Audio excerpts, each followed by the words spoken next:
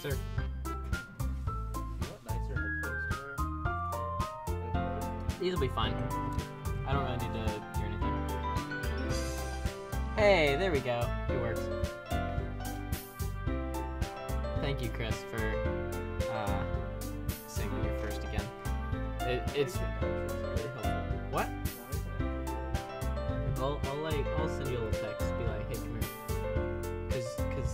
Cause everyone likes the bends. Except for me, I hate the bends. I have to live with them. Just don't say anything mean or not appropriate. Hey! Hey! Not cool. Not funny either. Alright. For real. Don't do it. George, why would I do that on your stream? Okay. Wow, this is really weird. Look at this. Anyways. Hello everybody. Welcome to my stream. Today we're gonna be playing the most cringe-worthy game I've ever played in my entire life. I don't know what's going on up here in the upper right. Missing textures, I'm assuming. I just don't even know. I'm really confused. But, yeah, I'm not gonna do the voices this evening because I have 2 meetings with both my counselors for chemical and mechanical engineering tomorrow. And I have to be able to talk to them, so I'm not gonna lose my voice again, like I did last time. So, I'm gonna be kind of boring. Not really. I promise I won't be boring. I'll be cringy as ever, and that's probably what you watch for. Alright, so, to resume, we have, we are on the second poem. To recap last time, we joined the literature club, and it was really, really sad because we made decisions that made people sad. It's gonna take me a minute to remember everyone's names. I know you have Yuri and Monica and 2 more, and I don't remember their names. Sorry's one of them, and I don't remember the pink girl that we made sad. I don't remember her name. If the chat could remind me of that, that'd be very, very helpful. Anyways, so we're gonna get back into it, right where we left off. Alright, hint, you can use skip button to fast forward through text you've already read. Well, I haven't read this. We're gonna start off with some nice, thank you, Kevin, I appreciate it. We're gonna start off with, we're gonna be beautiful today. We have, massacre. I shouldn't laugh at that, that's not funny. You have sensation.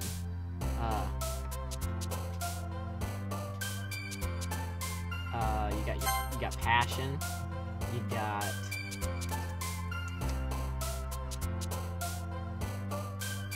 let's see. Okay, so I guess really what I'm going for is we're gonna speak from the soul here. We're not just gonna click whatever. We're gonna make an effort to really live our decisions.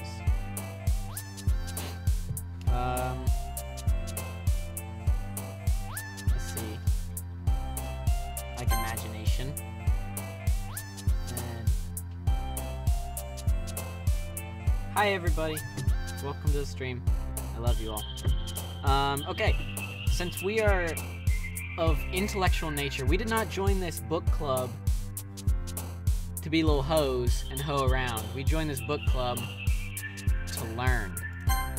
So we are intellectual. Isn't that right? Ben, would you join a book club to learn or to be a little hoe? I have an ass. Oh.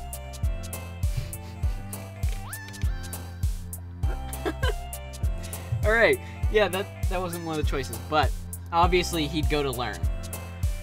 Let's see. Captive. Yeah. Prayer. Playground heart. Amazing.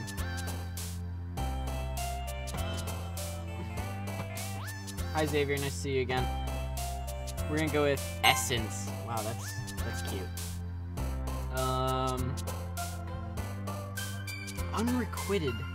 Wow. That's... I'm sorry. Hi, Zach. How you doing? Let's see. We're gonna go with, I'll let chat choose this one.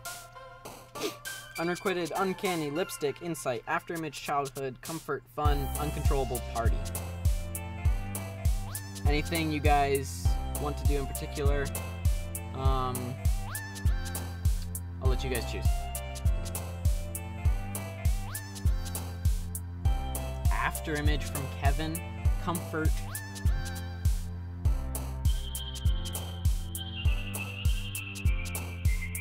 All right, we have a few. All right. Yeah, Zach, that's probably a good idea since you're at the library. All right. Well, we're gonna go with afterimage, comfort, party. Afterimage definitely seems to be the most intellectual choice of those. Then we're gonna go with tears because that seems to be a common theme.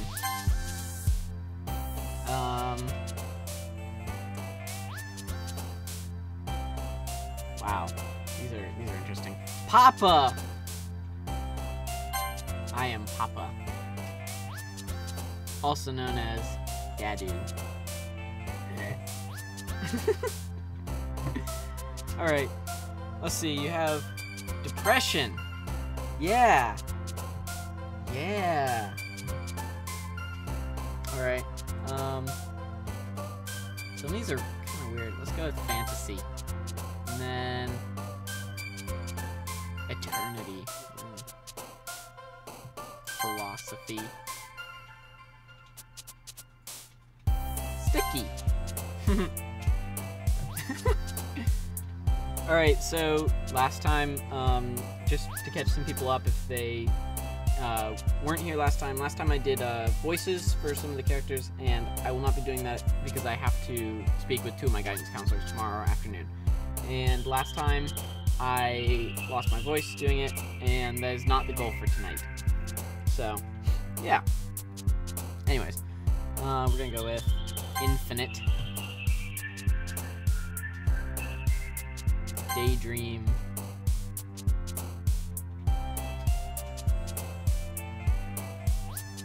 fireworks, vibrant, melancholy, and the last one I'll let you guys choose. First one to be put in the chat is the one I would choose.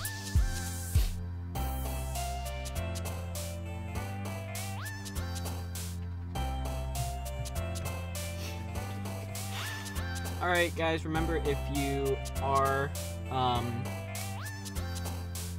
watching, please remember to leave a like, and that would help out a lot. We're trying to reach our like goals for this evening, which include you guys choose the major decisions. We'll be continuing next week. We will be reading a poem from the Discord. Purple has a challenge for me, and if we break 30, then that will be a new record. Alright, so it looks like tragedy is the first one in the chat, so we'll go with that. Alright, another day passes and it's time for the club meeting already. I've gotten a little more comfortable here over the past few days. Entering the club room, the usual scene greets me. Hi, George. Yo. Why do I say yo? Am I just a douche? Like, what? Nobody says yo.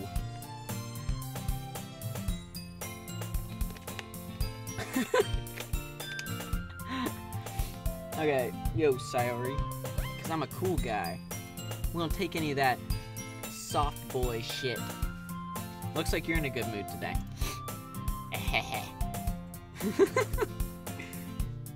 I'm just still not used to you being in the club, that's all. Dude, I'm in the club 24/7. The grind does not stop. I see. That's a pretty simple thing to get you in a good mood. But I guess it's always the simple things with you anyways.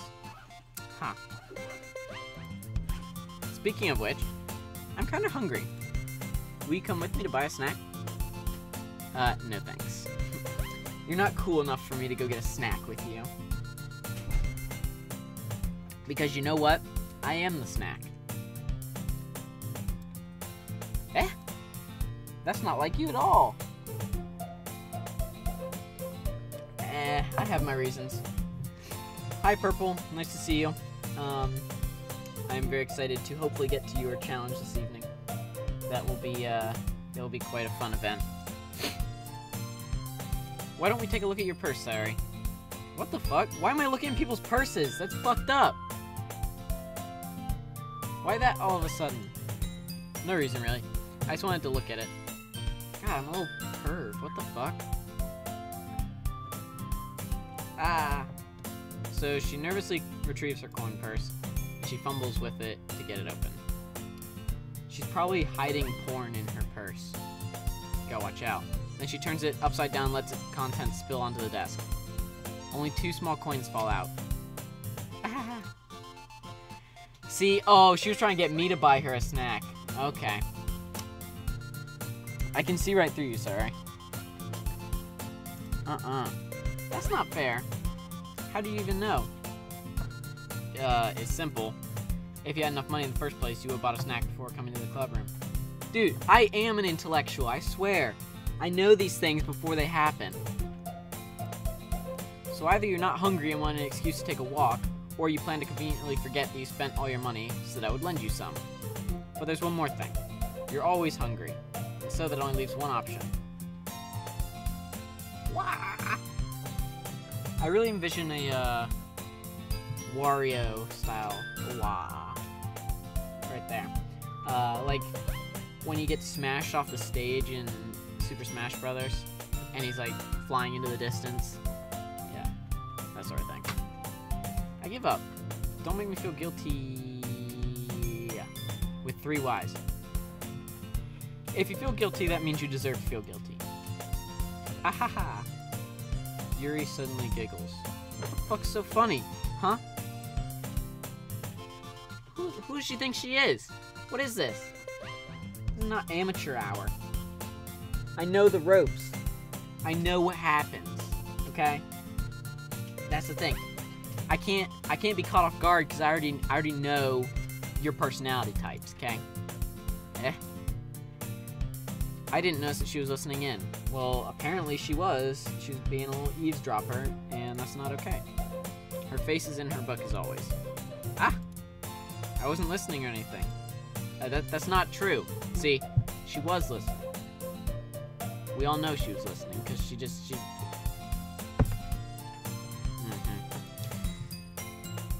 Yuri! Tell George to let me borrow some money. Don't get me involved like that, sorry. Uh-huh. See? Besides, you should only buy what you can responsibly afford. See? She is financially smart.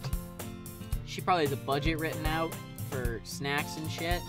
She took financial algebra, whereas she probably didn't even take any sort of financial literacy course.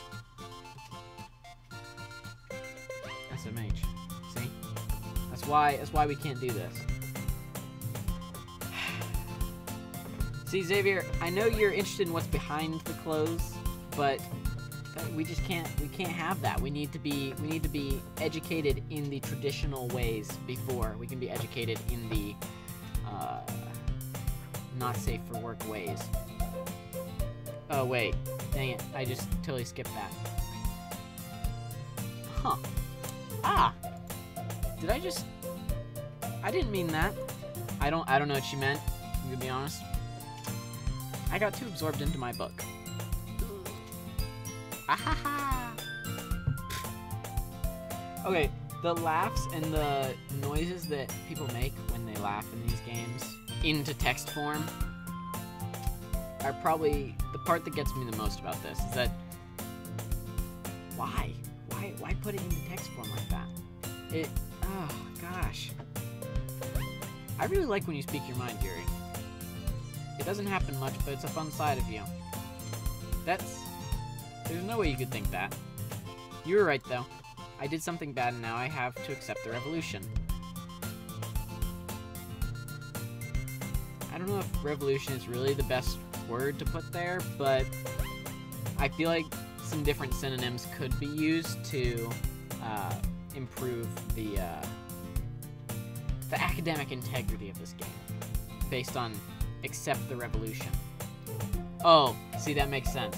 Retribution. Yep. Alright. That was just... okay. Yep, see. Still coming from you, Sayori. I guess there's a little devil inside all of us, isn't there? Don't let her fool you. Sayori knows exactly what she's doing. After all, she told you guys she was bringing me to the club before she even told me. But you wouldn't have come if it weren't for the cupcakes. So I had to trick Natsuki into making them. I mean, cupcakes are a pretty good bait, let's be honest. I would not have come to the club if it were not for the cupcakes. Come on, give me more credit than that, Sayori. Oh, did I just smack her? Yeah. Oh, out of nowhere, something smacks Sayori in the face and tumbles onto the desk. Ow, what was... a cookie! She got smacked in the face with a cookie! I won't get smacked in the face with a cookie. Quack. Sure enough, it's a giant cookie wrapped in plastic. Sayori glances around. Is this a miracle? It's because I paid my restitution. Retribution. Actually, that one almost worked. Ahaha! I was just gonna give it to you, but then I heard you blab about the cupcakes. It was totally worth seeing your reaction, though. Ahaha! Natsuki. That's so nice of you.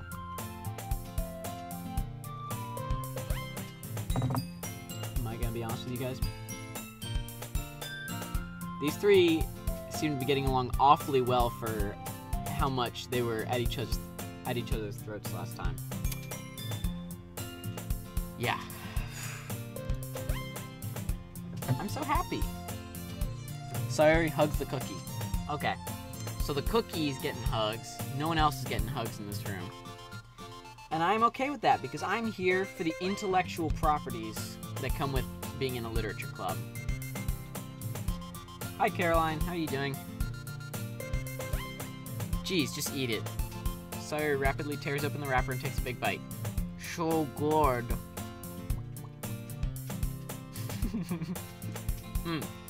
Sayori suddenly clasps her hands over her mouth. Aw, she bit her tongue. I bit my tongue. You're going through a lot over just one cookie. Natsuki takes a bite of her own cookie. I mean, fair enough. She's allowed to. It's her cookie. No one's gonna stop her from doing it. Oh, she has her own cookie. Oh, okay. My bad. My bad. Ah, yours looks really good too, Natsuki. Can I try it? Jeez. Beggars can't be choosers. But yours is chocolate. Yeah, why do you think I gave you that one? Fine.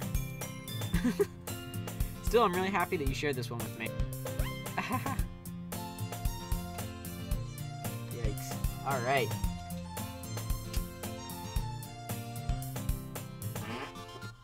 That was wonderful, Ben. Sayori gets out of her seat and goes behind Natsuki, then wraps her arms around her. Ah, jeez. I get it, I get it. Cookie still in hand, Natsuki reaches up to nudge Sayori off her. Sayori suddenly leans down and takes a bite out of Natsuki's cookie. Hey! Did you seriously do that?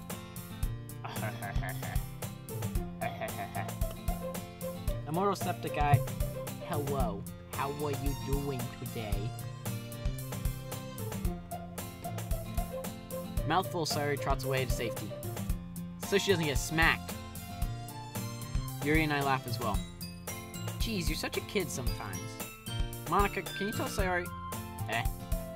Natsuki glances around, and Monica is not in the club room. Ugh. What?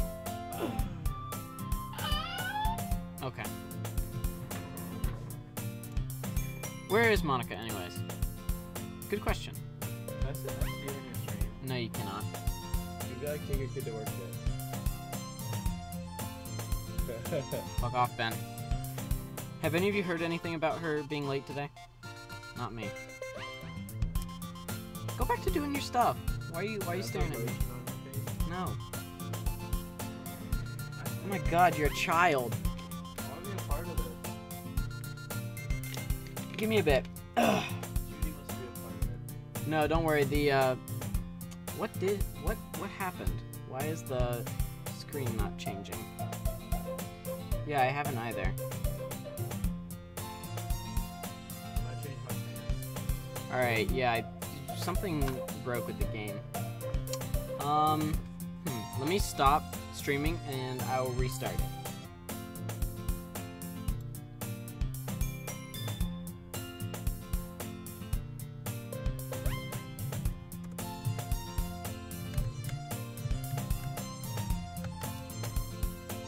Alright. Cool. Should be back to normal. Let's continue. That's a bit unusual. I hope she's okay. Thank you for spamming the chat, Chris. If you're not careful, I'll have to put you in timeout for spamming. Of course she's okay. She probably just had something to do today. She's pretty popular after all. Eh? You don't think she has a... I wouldn't be surprised. She's probably more desirable than all of us combined. That's true. Excuse me? Suddenly the door swings open. Sorry, I'm super sorry. Ah, there you are. I didn't mean to be late. I hope you guys weren't worried or anything. Purple Watch is a technical difficulty. Alright. I got you. Don't even worry about it. Alright, so since we've reached 10 likes, the chat is going to get to choose the next major decision that we make. And I will let you guys know when that happens. Eh? Monica chose the club over her boyfriend after all. He was so strong-willed. Boyfriend? What on earth are you talking about?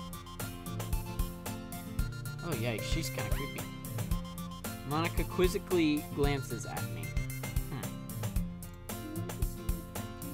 Ah, never mind that. What held you up anyways? Ah. Well, my last period today was study hall. To be honest, I kind of just lost track of time. Ahaha. Ahaha. Ahaha. That makes no sense though. You would have heard the bell ring at least. Well, I must not have heard it since I was practicing piano. Piano? I wasn't aware you played music as well, Monica. Ooh. The truth is coming out. I don't really. I kind of just started recently. I've always wanted to learn piano. That's so cool. You should play something for us, Monica. Monica looks at me. Maybe once I get a little bit better, I will. Yay! Ha ha ha ha! That sounds cool. I'd also look forward to it. Is that so? In that case, I won't let you down, George. Okay, you don't have to just not let me down. The whole club's depending on you, okay? This is not like a one-way thing. It's you share the love with the club. You don't whatever. Monica smiles sweetly and does the chest forward, arms behind the back motion of that. I don't know what's with that, but okay, we're gonna go with it. It's fine. Ah. I didn't mean any pressure or anything like that. Ahaha, don't worry. I've been practicing a whole lot recently, and I'd really love the chance to share once I'm ready. I see. In that case, best of luck. Thanks.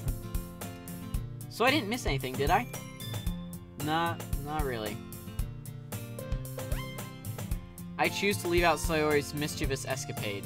Yeah, I would too. I wouldn't include that in anything shared because that was interesting. There's a lot of tension in this club for something that's supposed to be talking about books. and so far we have not talked about a single book. All we've done is written poetry. I'm sure Natsuki will end up complaining to her anyways. It looks like everyone has already settled down. Sayori somehow already finished her entire cookie. I expect nothing less.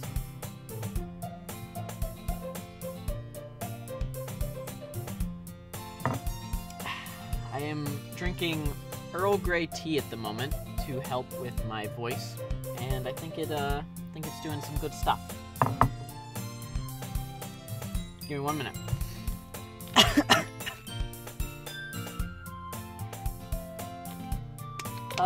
Xavier, the one that I would like to read with would have to be, I think I currently would like to read with Yuri or Sayori.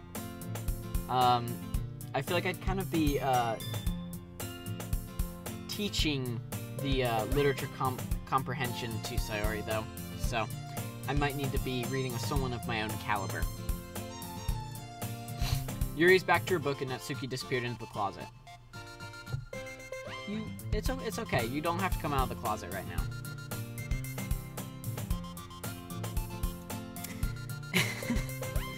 I'm really curious to talk to Yuri a little bit more, but at the same time, I would feel bad for distracting her from reading. I catch a glimpse of the cover of her book. It looks like the same book that she lent to me. More than that, she seems to be on the first few pages. Ah, crap. I think she noticed me looking at her. She sneaks another glance at me and our eyes meet for a split second.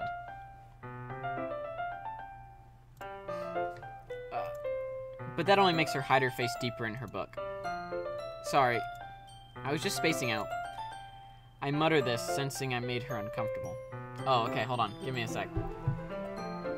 I apologize. I spaced out. You are totally right. The intellectualness is intensifying. I'm going to become the most intellectual member of this literature club, one way or the other. Oh, it's fine. If I was focused, then I probably wouldn't have noticed in the first place. But I'm just rereading a bit of this, so... That's the book that you gave me, right? Mm-hmm. I wanted to reread some of it. Not for any particular reason. Just curious, how come you have 2 copies of the same book? Well, when I stopped at the bookstore yesterday... that's not what I meant. I mean... Oh, God. Wow. I just happened to buy 2 of them. Uh-huh. Yep. I see. Alright, here's the thing, though.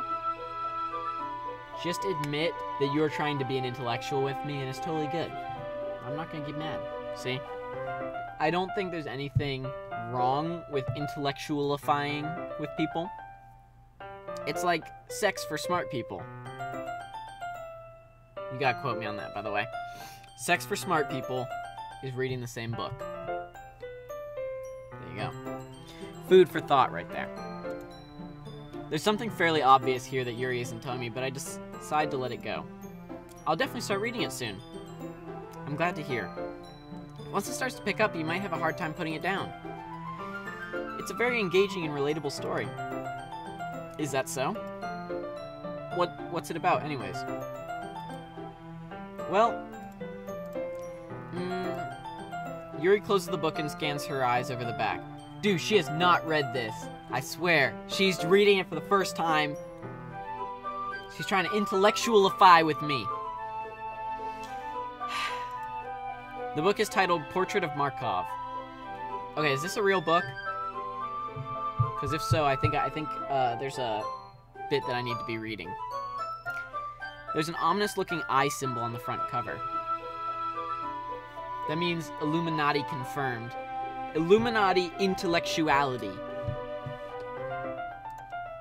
Alright. I just wanted to make sure I don't accidentally give anything away. Basically, it's about this girl in high school who moves in with her long-lost younger sister. But as soon as she does so, her life gets really strange. She gets targeted by these people who escape from a human experiment prison. And while her life is in danger, she needs to desperately choose who to trust. No matter what she does, she ends up destroying most of her relationships, and her life starts to fall apart.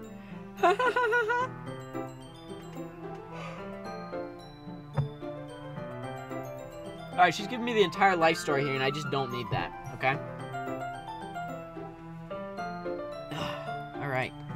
That's kind of dark, isn't it? Yuri made it sound like it was going to be a nice story, so that dark turn came from nowhere. Ahaha! Yuri gently giggles all of a sudden. Are you not a fan of that sort of thing, George? No, it's not that. I mean, I can definitely enjoy those kinds of stories, so don't worry. I hope so. Yeah, I totally forgot that Yuri's into those things. Xavier, don't do that to me, man. Don't tell me maybe it's her story. Don't do that. I can't do that. Doki Doki needs to stay Okie Doki.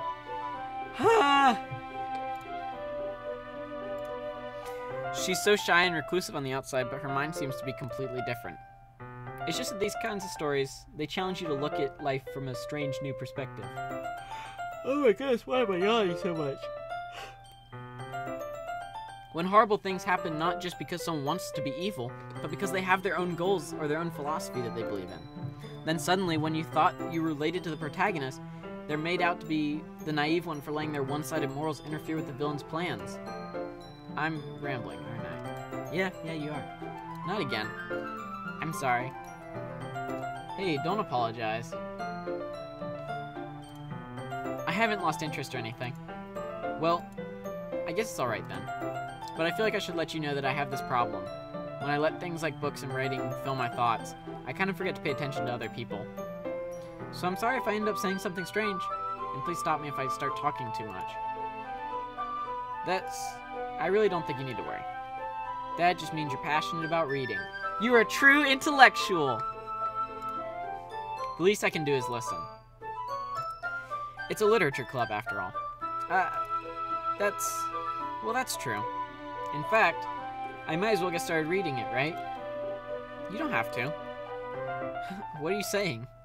Just a moment ago you said you were looking forward to it. Let me just get the book. I quickly retrieved the book that I had put into my bag. Alright, it's fine if I sit here, right? We are reading a book right next to each other. This is intellectual.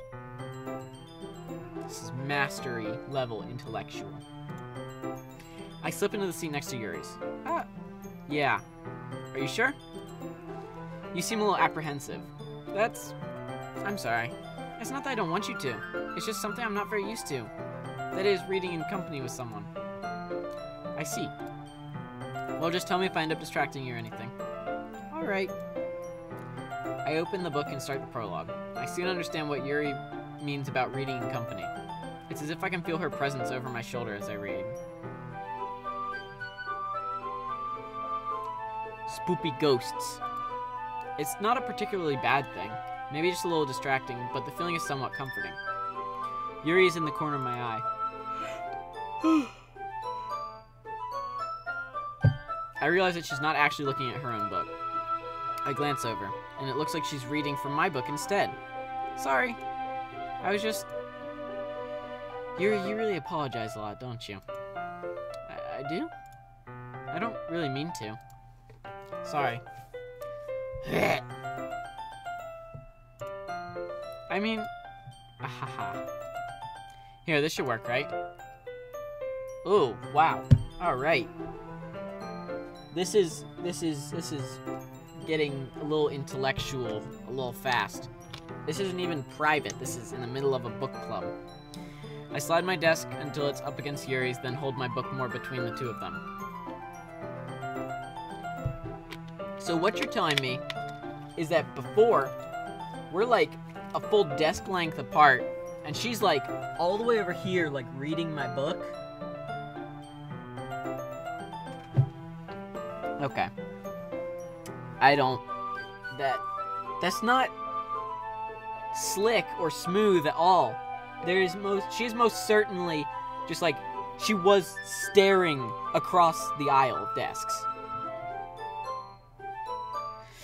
Alright. I suppose so. Yuri timidly closes her own copy.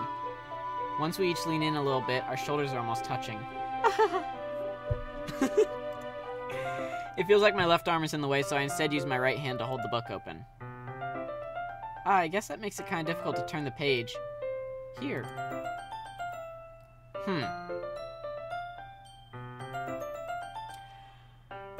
Huh. Well, this is like cute and all, but, yeah. Yuri takes her left arm and holds the left side of the book between her thumb and forefinger. Ah. I do the same with my right arm on the right side of the book. That way I turn a page and Yuri slides it under her thumb after it flips to the side. But in holding it like this, we're huddled even closer together than before. It's actually kind of distracting me. Who can be intellectual when you are being so close with another person? You need your 5-foot bubble. You need to have your intellectual bubble. It's as if I can feel the warmth of Yuri's face, and she's in the corner of my vision. Are you ready? Okay, this totally feels like an innuendo, too. To turn the page. Oh my goodness. Ah, sorry. I think I got a bit distracted for a second. I glance over at Yuri's face again and our eyes meet. I don't know how I'll be able to keep up with her. Ah, that's okay. You're not as used to reading, right? I don't mind being patient if it takes you a bit longer. I am an intellectual, goddammit! Us intellectuals need to look out for one another, not slyly make comments about the fact that the other is a slower reader. I am a good intellectual. It's probably the least I can do, since you've been so patient with me. Yeah, thanks. We continue reading. Yuri no longer asks me if I'm ready to turn the page. Instead, I just assume that she finishes the page before me, so I turn it with my own volition. By my own volition. We continue the first chapter in silence.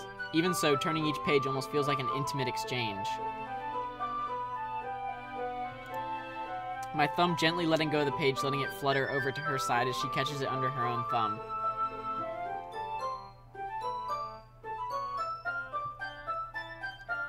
Xavier, I cannot allow you to smash. There is only reading and intellectual conversation happening here. Kevin, I don't know why you might think that Yuri is yours, but she is as devoted to the intellectual pursuit as I am. There will be no fornication in this literature club. Also, that was me typing in chat, it's not someone who forgot to switch accounts, at Kevin. Hi Jonas, how you doing? Yeah.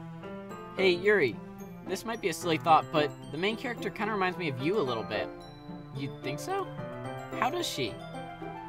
Well, I guess she's more blunt in a lot of ways, but she also second-guesses all the things that she says and does. Wow, is that like a low-key roast? I didn't have to do her like that. Jeez. Like she's afraid she'll do something wrong. It's not like I can see into your head or anything, but they're kind of reminiscent of some of your mannerisms. I see. Yuri remains silent for a moment. But George, that's probably a terrible thing to have in common with her. That's so embarrassing that you think that.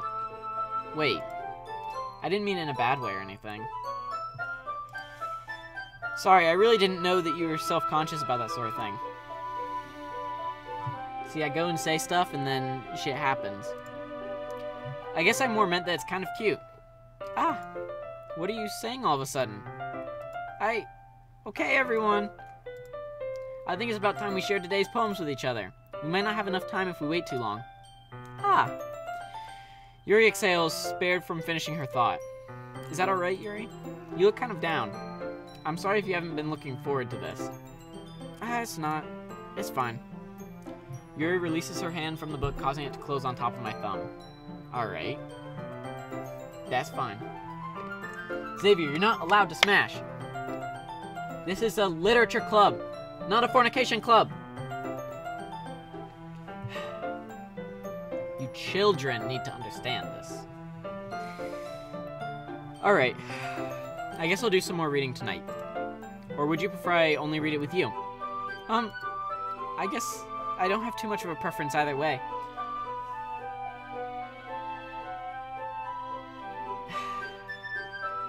See, I just don't even know what to say at this point, because I feel like if we're reading at someone's houses, I don't know if she's as dedicated to this literary pursuit as I am.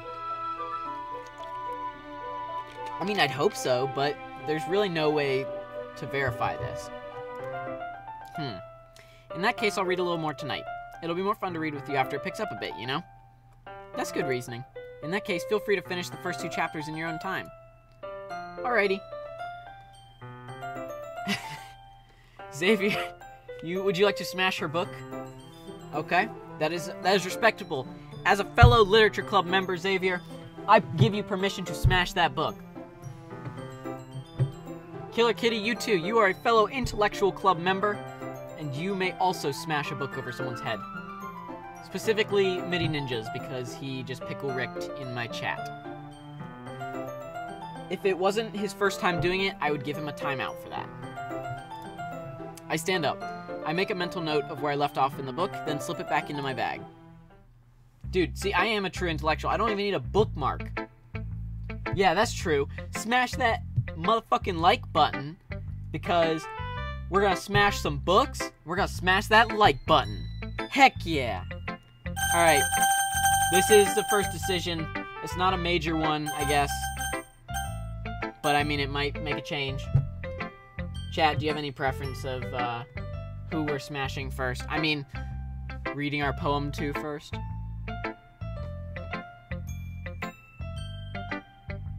Kevin says smash Yuri. With a book, I'm assuming?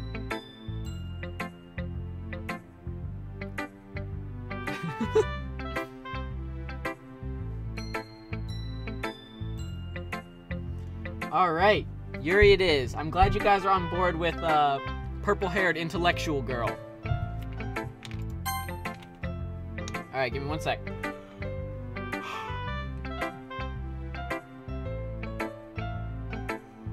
Oh my goodness. Alright. So, let's see what you've written for today. Yuri stares at the poem with a surprised expression on her face. Oh, maybe it was actually a good poem this time, huh? Do you like it? George, how did you pick up on this so quickly? Just yesterday I was telling you the kind of techniques worth practicing. Maybe that's why. Her intellectualness can be on par with mine. I am working to be the most intellectual person in this book club, and I will get there, okay? This is only the 2nd episode. I'm gonna get there. Have faith in me, watchers, please. Or should I say, literary club members. Maybe that's why. You did a good job explaining. I really wanted to try giving it more imagery. Yuri visibly swallows.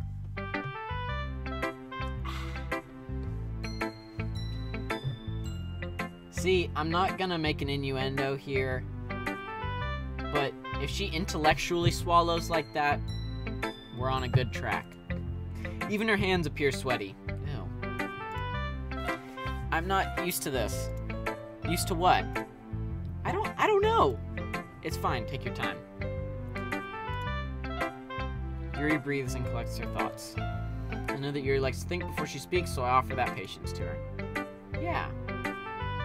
Christopher, that is not appropriate to be putting in this chat. It is a PG-13 chat. I've only said the F word like once or twice. We're keeping it close to PG-13. Just being appreciated like this, I guess. It probably sounds really stupid, but seeing someone motivated by my writing, it just makes me really happy. That's what it is. It's not that it makes her literary senses tingle.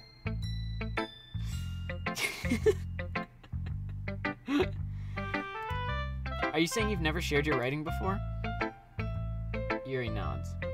Hey, Kevin! Chill, bro! That is not appropriate for the chat. Really? I don't believe it. I really only write for myself. And besides, people would just laugh at me. Do you really think that? Again, Yuri nods. Huh. Even your close friends? Does that mean she doesn't have friends? That's sad. Aw. Oh, man. I wonder why. Anyway, do you want to share the poem you wrote today? Yeah. I do. If it's with you. Oh my goodness.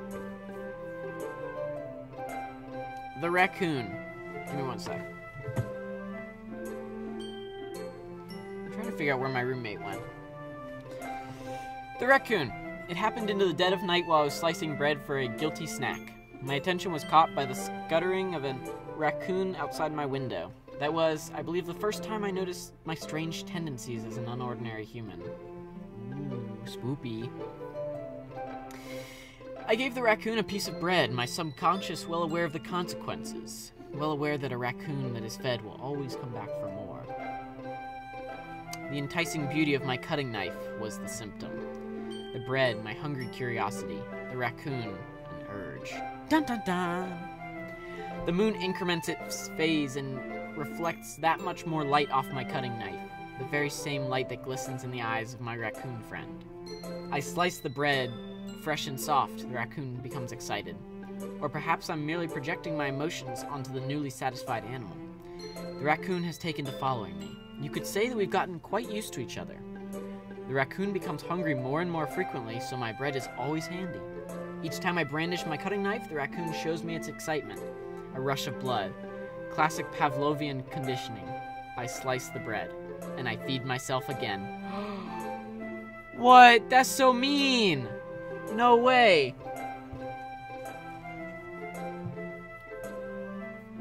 So, she's like feeding the raccoon, but, oh man, that's so sad. She just like, the raccoon follows her around and she just eats the bread in front of it.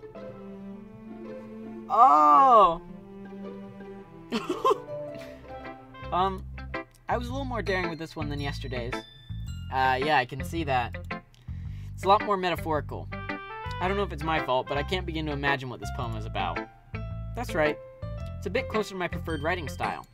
Using the poem as a canvas to express vivid imagery and conveying emotions through them. Yeah, if I take it at face value, then I can't even figure out what it's supposed to mean. Well, I think it's something that different people can relate to in their own way. I want to express the way it feels for me to indulge in my more unusual hobbies, like eating bread in front of a raccoon. It's those sorts of things I'm usually forced to keep to myself, so I sometimes enjoy writing about them. Why do you keep them to yourself? Because they're embarrassing, and people would make fun of me. Don't you have anything like that, George? Well, yeah, playing this game is what I keep to myself. Closeted weeaboo. That seems to be my trend so far.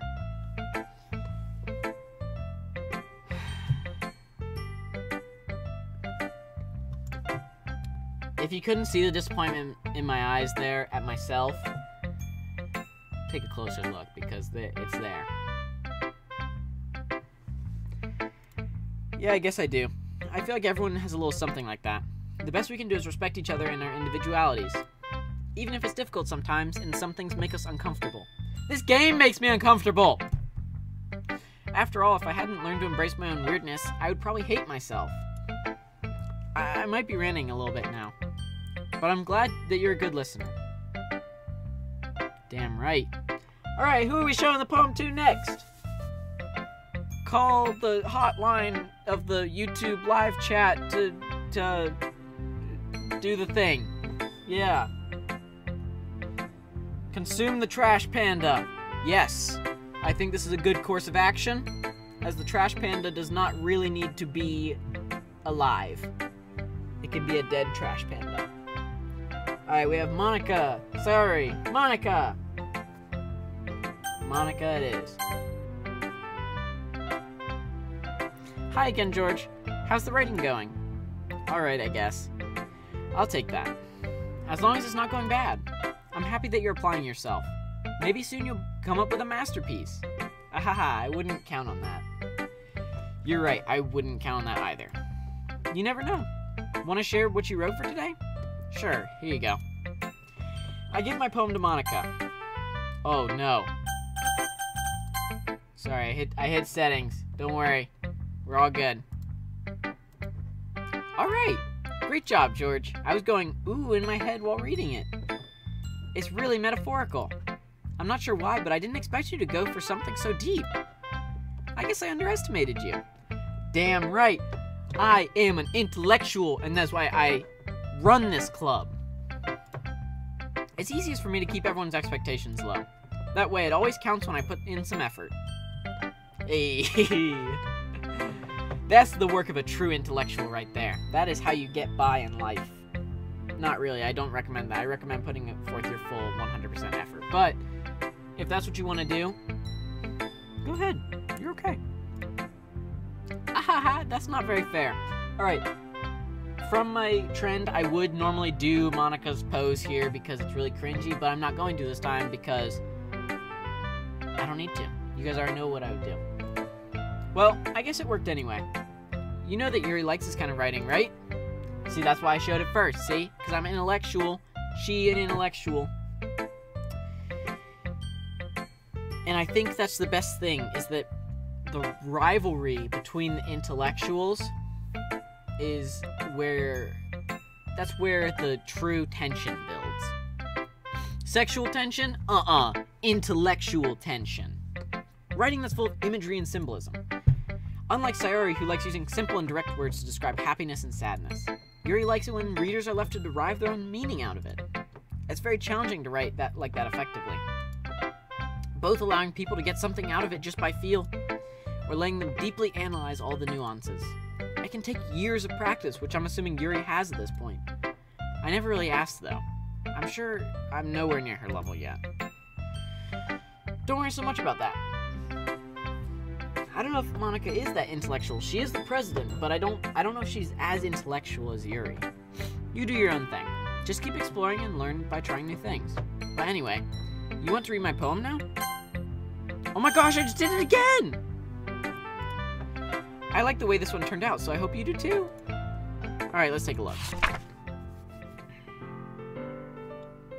Oh, I like that. I like that transition. Save me. Colors, they won't stop. Bright, beautiful colors, flashing, expanding, piercing, red, green, blue. An endless cacophony of meaningless noise. The noise, it won't stop. Violent, grating waveforms, squeaking, screeching, piercing, sine, cosine, tangent. Like playing a chalkboard on a turntable, like playing a vinyl on a pizza crust. An endless poem of meaningless. Load me.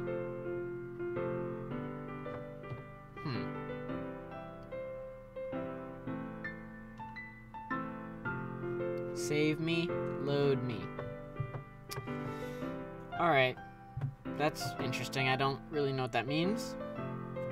But take it with a grain of salt. It's even more abstract than your last one, huh? Ahaha!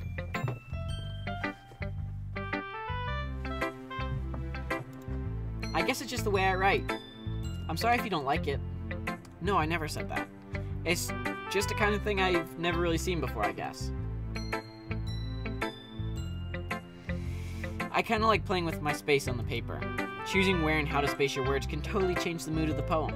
It's almost like magic. The way I wrote the lines really short makes it feel like they're trying to speak over the noise. I see. It's still hard for me to tell what it's about, though. Ahaha! Sometimes asking what a poem about isn't the right question. A poem can be as abstract as a physical expression of a feeling, or a conversation with the reader. So putting it that way, not every poem is about something. You're probably right, Xavier. She's not in it for the intellectual reasons. Be gone, thought! Anyway, here's Monica's writing tip of the day. Sometimes you'll find yourself facing a difficult decision. When that happens, don't forget to save your game. What the fuck? Breaking the fourth wall? You never know when you might change your mind. Or when something unexpected may happen. Wait, is this tip even about writing? What am I even talking about? Ahaha! That's my advice for today. See, it sounds like she's a thought to me, so.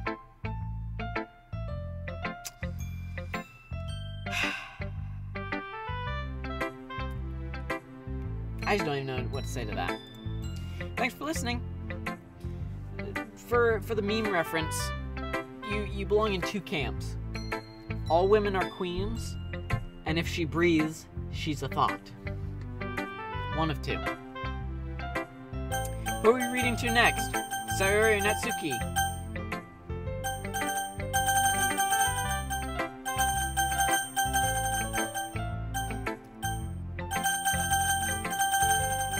You know, Chant, I don't know what humanity has come to.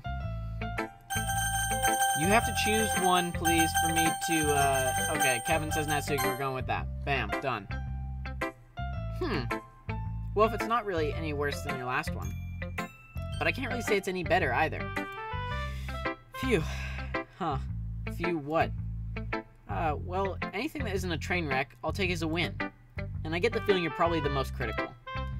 Hey, what makes you... Maybe that was a compliment.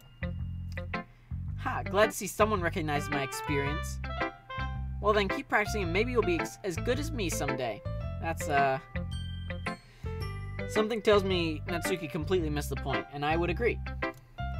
Come to think of it, this kind of reminds me of Sayori's poem from yesterday. You think so? Yeah, well, I guess if you've been friends with her for so long, you might be on the same wavelength. But you never really struck me as her type. Sayori has a type all of a sudden? Well, I don't know, but honestly, how can someone so fluffy spend so much time with someone like you? I don't know. Fluffy people usually are not the same as intellectual people. It's like she's dragging around a dead weight. Alright, that was rude. I didn't need that, okay? That was rude. But think of it this way, if it weren't for me, she would probably just fly away like letting go of a balloon. You could say we take care of each other in our own way. Whatever it is, I don't get it. Oh yeah, I guess I'm supposed to show you my poem. Here.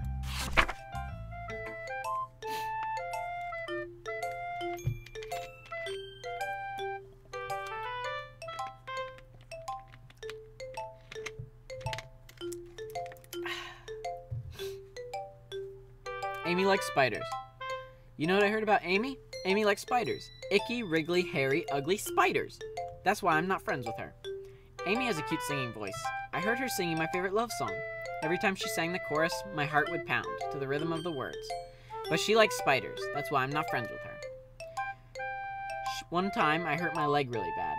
Amy helped me up and took me to the nurse. I tried not to let her touch me. She likes spiders, so her hands are probably gross. That's why I'm not friends with her. Amy has a lot of friends. I always see her talking to people. She probably talks about spiders. What if her friends start to like spiders too? That's why I'm not friends with her. It doesn't matter if she has other hobbies. It doesn't matter if she keeps it private. It doesn't matter if she doesn't hurt anyone. It's gross. She's gross. The world is better off without spider lovers. And I'm gonna tell everyone. Alright, you don't have to be a little bitch about it. Just let her like her spiders and mind your own business. Not bad, right? It's quite a bit longer than yesterday's.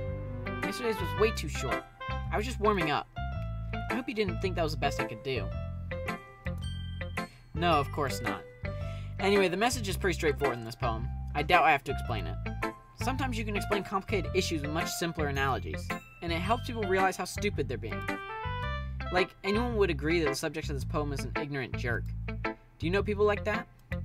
Of course, it's about how everyone thinks That doesn't matter. It can be about anything. I wrote it to be easy to relate to. Everyone has some kind of weird hobby or guilty pleasure. Something that you're afraid if people find out they'd make fun of you or think less of you. But that just makes people stupid. Who cares what someone likes as long as they're not hurting anyone and it makes them happy? I think people really need to learn to respect others for liking weird things. Huh, that's funny. Yuri wrote about something similar today. Huh? Did you say Yuri? Yeah. She said her poem was about an unusual hobby of hers. I didn't really get it, but she said something similar to you. That people shouldn't make each other feel insecure about those things. Really? Well, I mean, Yuri's pretty weird, so I wouldn't doubt that she has some weird hobbies. Not that there's anything wrong with that. It's not like I would judge her or anything. Natsuki has trouble finding words. Yeah, there's some passive aggressiveness going on. I don't know if I support this in my literature club. Okay, we're gonna start using the hashtag #NotMyLiteratureClub. Sorry, not in my literature club.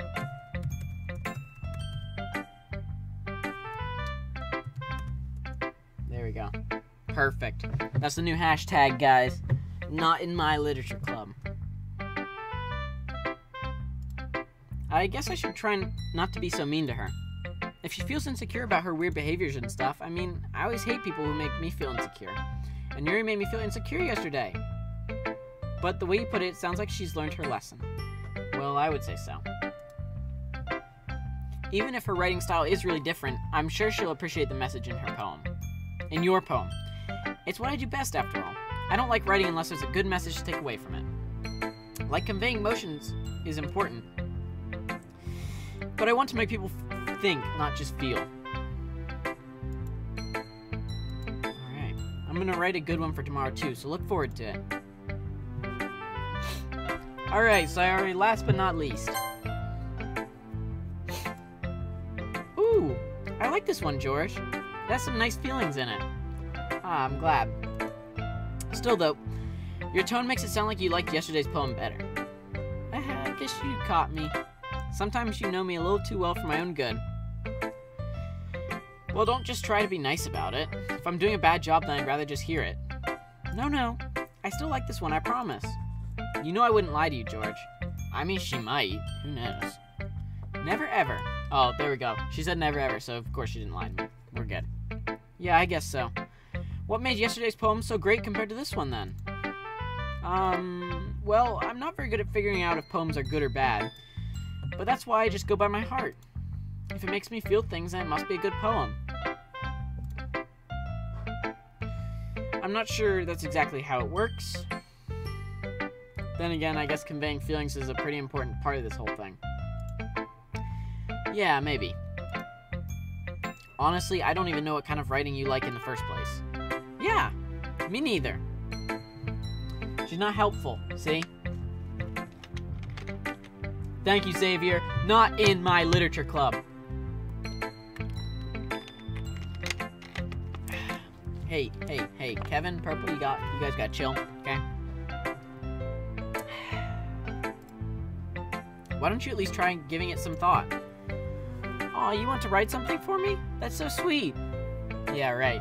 Uh-huh. But you're always thinking about other people. You need to think about yourself once in a while. If you don't, you might end up getting hurt at some point. Eh?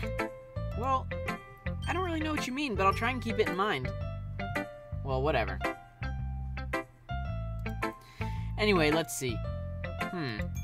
I guess I like happy poems. Wait, sometimes I like sad poems too. Sometimes a little bit of both. There's a word for that, right? What's the word I'm looking for? Bittersweet. Bittersweet. Yeah. Oh my gosh, I did it again! Okay, I just need to be more conscious of where my mouse is, because I keep doing that. I like things that are happy and things that are sad. Happy and sad? I can't see you liking something sad, sorry. Well, I like happy the most. But sometimes when you have a little rain cloud in your head, a sad poem can help give the rain cloud a little hug. That was so cute. And make a nice happy rainbow. I'm a happy rainbow.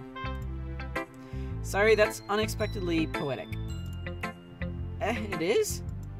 Maybe I'm getting better at expressing my feelings after all.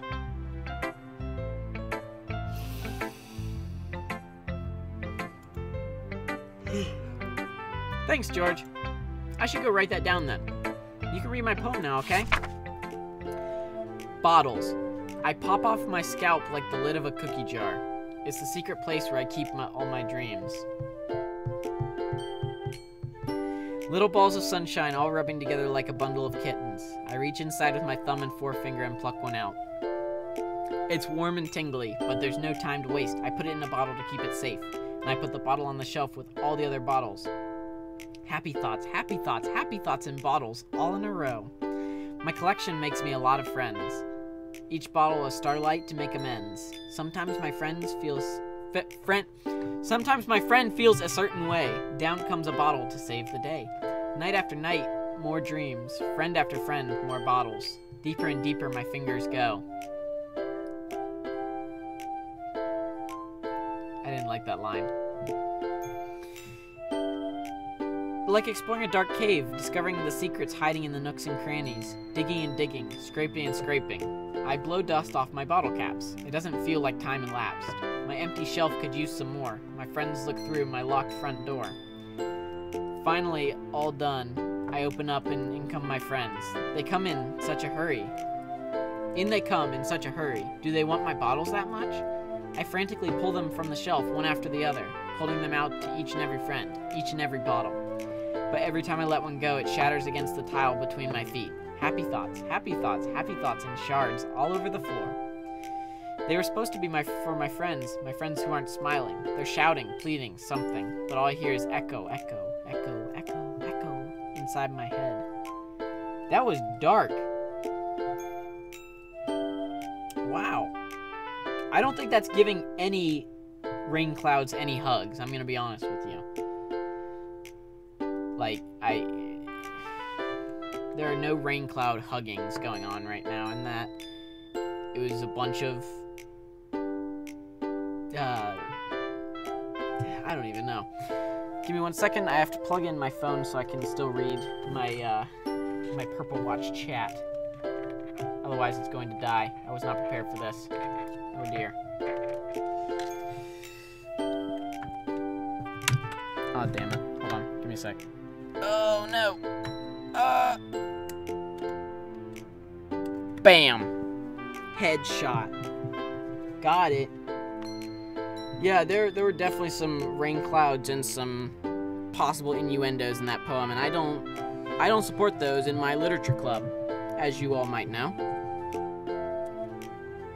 Alright. Bam. Got it. Done. Alright.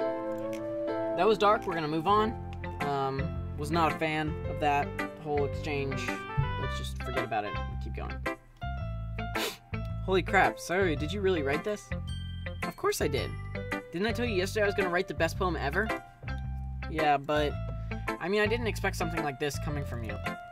Monica taught me a whole lot, and I've been really in touch with my feelings recently. I see that. See, I think Monica's a bad influence on her. She's taken away her sunshine. I don't like that. Okay, now my phone is not staying on. That's annoying. Ah, there we go.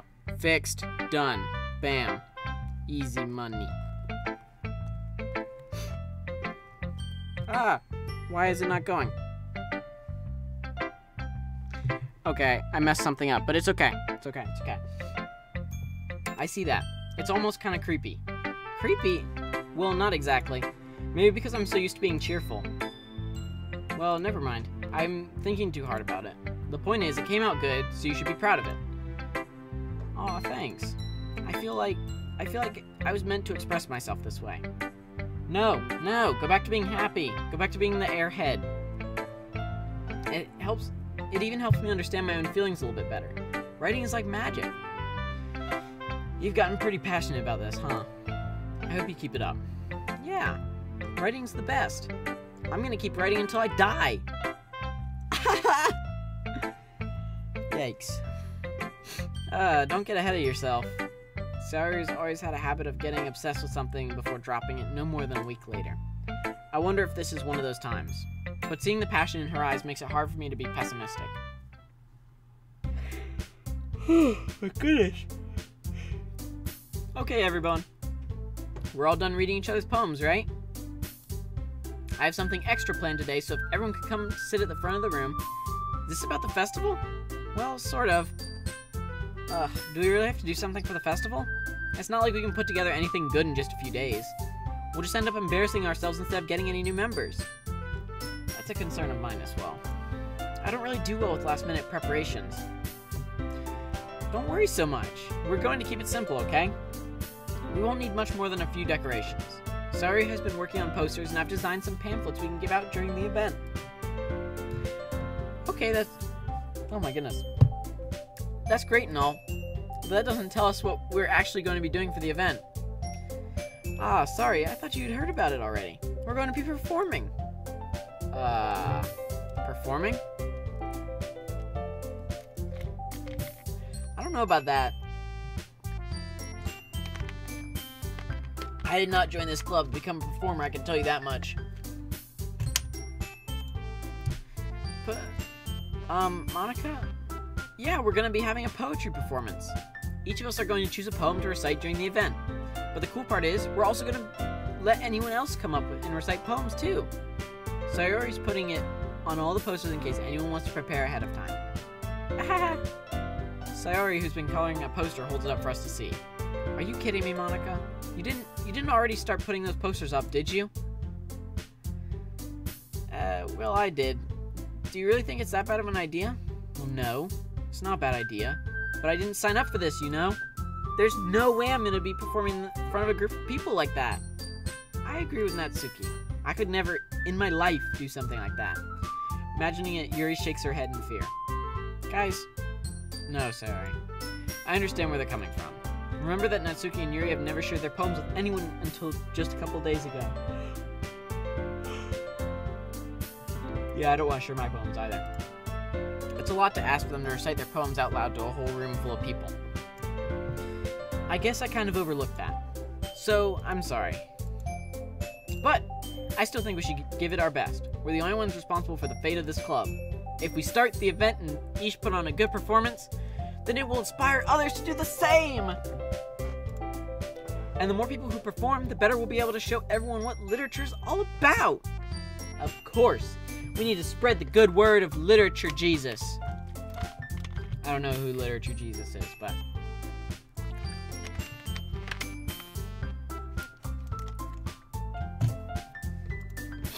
yeah. It's about expressing your feelings, being intimate with yourself, finding new horizons, and having fun. That's right. And it's those reasons that we're all in this club today. Don't you want to share it with others? To inspire them to find the same feelings that brought you here in the first place? I know you do. I know we all do. And if it takes standing in front of the room for 2 minutes and reciting a poem, then I know you can do it. Natsuki and Yuri remain silent. Sayori looks worried. I guess that leaves me no choice. I agree. I don't think it's too much to ask. I think that Sayori and Monica have been trying really hard to get new members. The least we can do is help them out a little bit. Well, maybe, but... looks like Natsuki doesn't have any arguments left. Okay, fine. So, doing a flip on stage might not be the most practical thing. It's sort of like, if you're trying to sing and do cartwheels at the same time, it just doesn't work. I guess I'll just have to get it over with. Alright. Thanks, Natsuki. What about you, Yuri? Yuri dejectedly glances around at everyone else's expectant faces. I guess I don't really have a choice. Ahaha! That's everyone! You're the best, Yuri. This club is seriously going to be the death of me. Oh gosh. You'll be fine, Yuri. But anyway, let's move on to the main event. I want each of you to choose a poem of yours. We're going to practice reciting them in front of each other. No way! Monica! This is too sudden. Well, if you can't recite your poem in front of the club, how do you expect to do it in front of strangers? Oh no. Don't worry. I'll start off to help everyone feel a little more comfortable. Can I go next? Ah, of course. Aw, Paul. Am I the cutie streaming? No, Purple, it's not Kevin. I love you, Paul. Now let's see. Monica flips through her notebook to the specific poem she has in mind for herself. She then stands behind the podium. The title of this poem is The Way They Fly. Alright, quick break. Everyone, if you're here and you're in chat and you have not left a like or subscribed to our channel yet, please do. It would help us out a lot and it'd make us super happy. And we will love you forever. Like Yuri loves her books. That happy. Yeah. I don't know why my, okay. Perfect. Bam, done. Easy money. Okay. The title of this poem is The Way They Fly. Ahem. Monica begins reciting her poem. Her clear, confident voice fills the room. More than that, her inflection is pristine. She knows exactly how to apply emotion behind each line she recites, bringing the words to life. Is this something she's done before, or is she simply a natural? I glance around me. Everyone has their eyes on Monica. Sayori looks amazed. Yuri has an intense expression on her face that I don't understand. Finally, Monica finishes the recitation. The four of us applaud. Monica takes a breath and smiles. That was so good, Monica. Ahaha. Haha, thank you very much. I was just hoping to set a good example. Are you ready to go next, Sayori? I'll go next. Wow, okay. Yuri's fired up all of a sudden. Yuri clutches a sheet of paper between her hands and stands up. Keeping her head down, she walks quickly over to the podium. This poem is called... You can do it, Yuri. It's called After Image of a Crimson Eye. Dun dun dun! Yuri's voice shakes as she starts reading the poem. Just a moment ago, she practically refused to do this. Why is she suddenly putting in so much effort? As Yuri gets past the first couple of lines, her voice changes. It's almost like what happens when Yuri gets absorbed into her books. Her quivering words transform into the sharp syllables of a fierce and confident woman. The poem is full of twists and turns in its structure that she enunciates with perfect timing. This must be a rare glimpse into the whirling fire Yuri keeps concealed inside her head. Suddenly she's finished. Everyone is stunned. Yuri snaps back into reality and glances around her as if she bewildered even herself. It's up to me to save the situation. I'm the first to start applauding.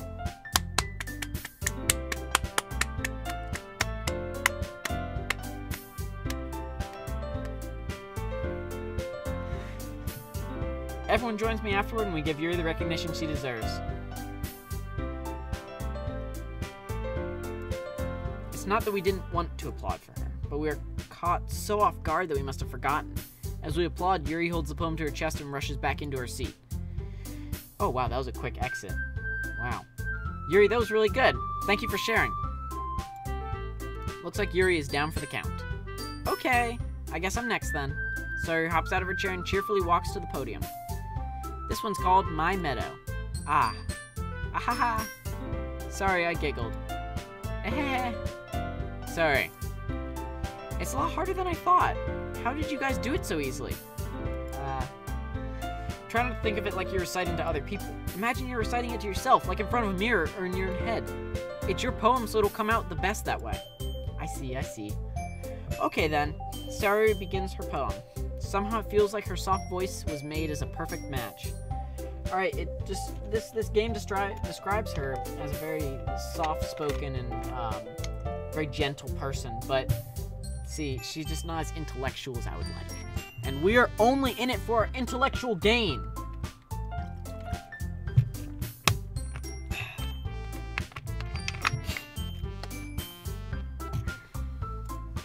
This poem isn't aimlessly cheery like Sayori is. It's serene and bittersweet. If I were able to read this on paper, I probably wouldn't think much of it. But hearing it come from Sayori's voice almost gives it a whole new meaning. Maybe this is what Sayori meant when she said she likes my poems. It's like I get to reach more deeply into someone I thought I knew through and through. Well, you know, I really hope she doesn't sound like Kermit Purple, because that would be a very strange thing, and I would not want to be intellectual with her. I can tell you that. Sayori finishes and I applaud. I did it! Good job, Sayori. Even George liked it. Yeah, yay. Wow. Wowie, haha. I guess it's a good sign. What does that even mean? It came out nicely, Sayori. You know, Xavier, I think I am the smartest in the club. I am the most intellectual. I am seeing through these acts. The atmosphere of the poem fits you really nicely, but it might be that other poems wouldn't work quite as well with that kind of delivery. I don't really understand. In other words, I've seen poems of yours where that sort of gentle delivery wouldn't work as well. They might need a little more force behind them depending on what you're reading. Oh, I know what you mean.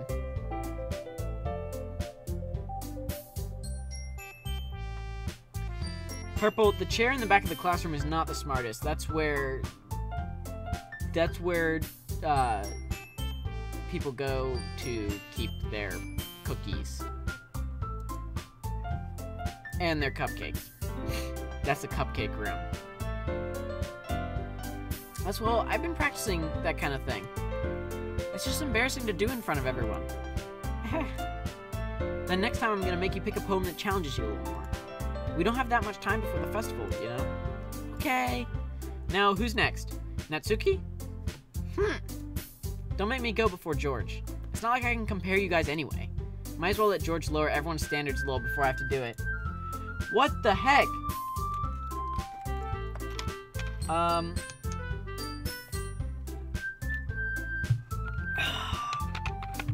Hello there, it is Yuri the Frog here, and today I have a poem that I will read with Miss Monica.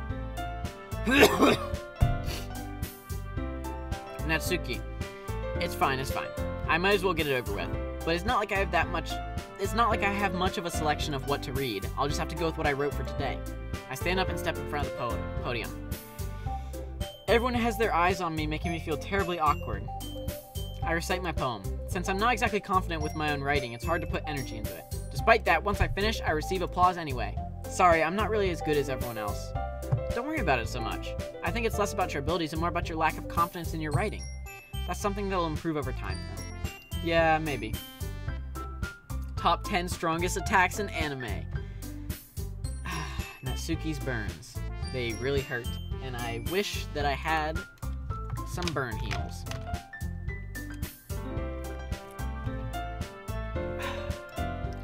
Alright then, that just leaves you, Natsuki. Yeah, I'm going. Natsuki begrudgingly gets out of her seat and makes her way to the podium. The poem is called, Why Are You Looking at Me?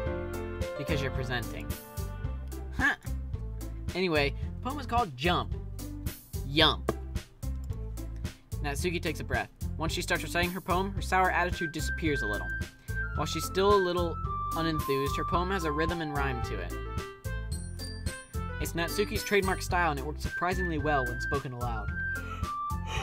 The words feel like they bounce up and down as if giving life to the poem. Natsuki finishes, and everyone applauds.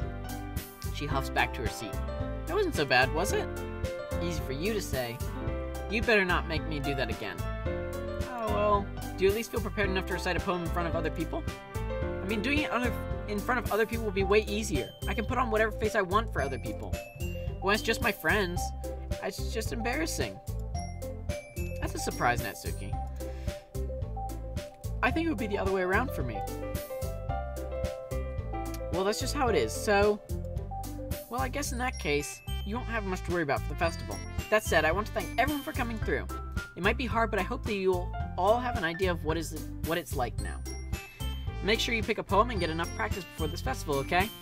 I'll be making pamphlets, so let me know ahead of time what you'll be reciting. Jeez.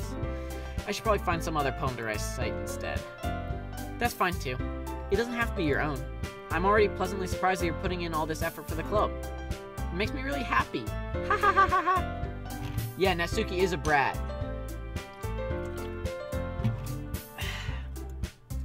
Yeah, no problem. Okay, everyone. I think that's about it for today. I know the festival is coming up, but let's try to write poems for tomorrow as well. It's been working out really nicely so far, so I'd like to continue that. As for the festival, we'll finish playing tomorrow, and then we'll have the weekend to prepare. Monday's the big day. I can't wait. I can do this. I can do this. Alright. I stand up. There's no way I'll be able to find the same enthusiasm as Sayori and Monica, but I'll do my best to get through. If it's for the sake of the club and impressing Monica. Oh.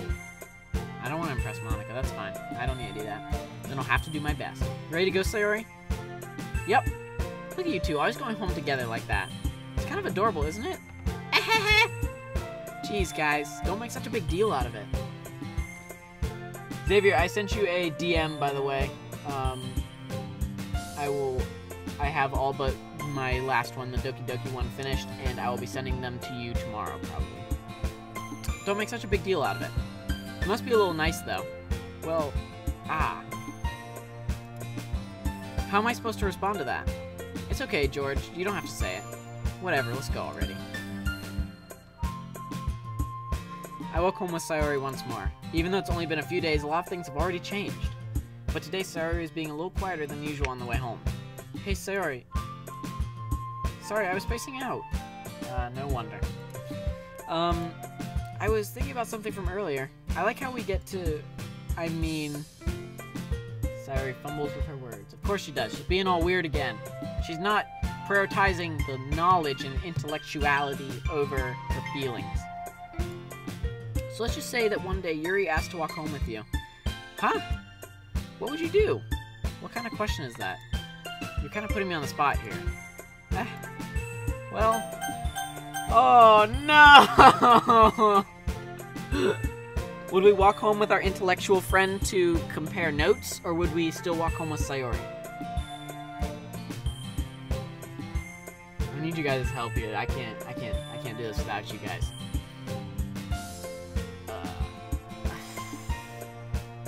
Kevin says Sayori.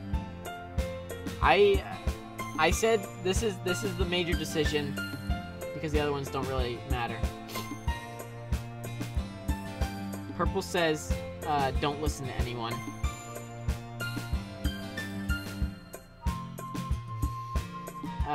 Turns out I have 2 Sayoris, but Purple says don't listen to anyone, but I said my like goal for 10 likes was that you guys got to choose, so... Xavier, I would like to see your response since you've been so active. Paul says Yuri. Okay. TBH Sayori's hotter and Yuri's acting like a psycho. So IDK. Alright, this chat is very fun. I love you guys. Apparently Paul is making a bad decision. I feel... Oh, I don't know, man. Would she, like, tell Yuri if I said... Oh my goodness. You're right, sanity doesn't matter. Fuck sanity. Xavier, this decision is on you, man. It's 2 and 2. You gotta respond. You gotta come through for me here. You gotta choose one. We got Paul and Chris on Yuri. We have Kevin and Killer Kitty on Sayori. Xavier, this is all you. I need you, man. Okay. So, I'm assuming from that Sayori is the one we're going with. Alright. Alright. Sorry. You really think I would ditch you for Yuri? What? She's so beautiful and smart. Jeez. Xavier is my loyal literature club follower. Follower. Ah! You guys are too, but, we'll see where this goes, for sure. I already see her in the club every day. Besides, you always seem to like going to really... I should stop talking. Give me a sec. Besides, you always seem to really like walking home together. I wouldn't just ruin that for you. You're so silly, George. You think about me too much sometimes. Yuri would deserve it if she wanted it, so... Sorry, I've already made up my mind. I really can't figure out sometimes. Sorry. Besides, what's the point in speculating something that's never going to happen? Conversation trails off. It's kind of a weird thing for Sayori to care so much about. But I want to respect her and keep her happy too. Then again, the festival is only a few days away. Swanky. Who knows what will happen in that time? Woo! We get to write another poem, boys! Alright. Analysis. Extraordinary. Massacre! Sorry, I took it a little far there. We got our 420 here. Page 4 out of 20. Let's get the chat to choose 420, boys. Literature Club, friends. We only follow the most intellectual of the pursuits.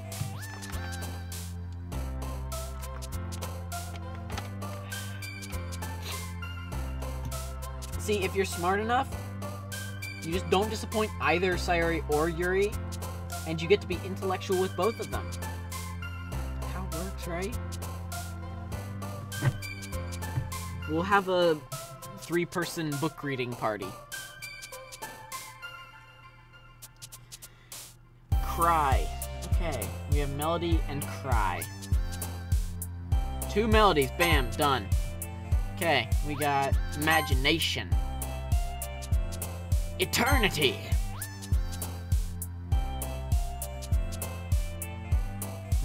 Kawaii.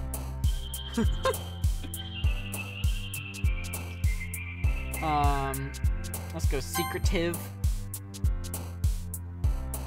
Determination. Marshmallow. Ring cloud. Dance. Kitty! Killer Kitty 707, this is for you, my friend. Paul, you don't get to choose every one. You get to choose the 16th as well. Doki Doki. Incapable. Alright, chat's gonna choose this one. 16 out of 20.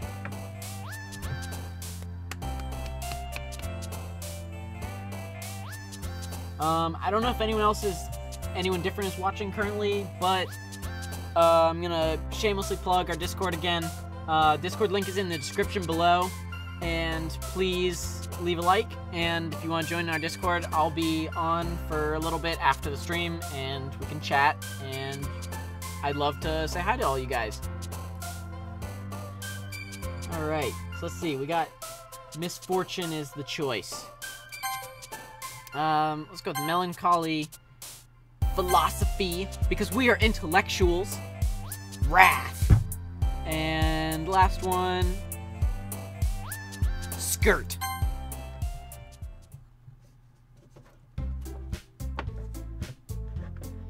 You're right. I should have gone with intellectual, Purple. It is the stream meme. I am an intellectual. That's why I wouldn't pick intellectual though. Because only non-intellectual people would have to pick intellectual in order to become intellectual. Aw, man. I'm the last one here again. Don't worry, I just walked in too. Were you practicing piano again? Yeah. Ahaha. You must have a lot of determination. Starting this club and now picking up piano? Well, maybe not determination, but I guess passion. Remember that the club wouldn't be here if it wasn't for all of you. And I'm super happy that you're all willing to help out for the festival too. Ah, I can't wait for the festival. It's gonna be great. Eh? That is not true. I am an intellectual.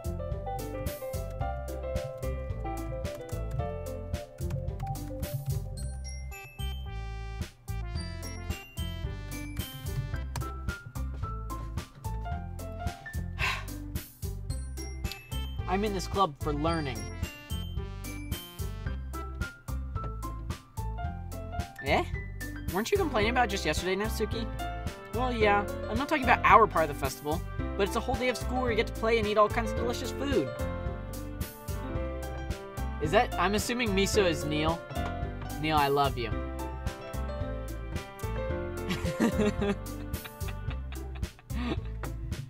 You're right. You know, I don't even know what this shit is. Don't worry, Neil's a educated boy. Neil, are you an intellectual? You sound a bit like Sawyer all of a sudden. Monica, do they usually have fried squid? Alright, no, we're not, I know it's an anime game, we're not getting into the squid though. That's a little far for this PG-13 stream. Thank you, Neil, I appreciate it. Let's see what we're at right now. Oh, lovely. Lovely, lovely. Squid? That's a pretty specific thing to look forward to. Yeah, you know she's into that. It happens. Oh, come on. Are you saying you don't like squid? You of all people? I didn't say I don't like it. Besides, what do you mean by you of all people? Because it's right in your name. Monica. That wasn't that funny. Come on. Come on. Eh! That's not how you say my name at all. Also, that joke makes no sense in translation. That's funny. That was a stupid joke. Wow. Kevin, it was punderful. You are right. You get the gold pun star of the day. Purple would be proud of that pun making. Thank you, Ben. Are you still playing Doku Doku Fuck Me Anime? Yes, I am. Doku Doku Fuck Me Anime.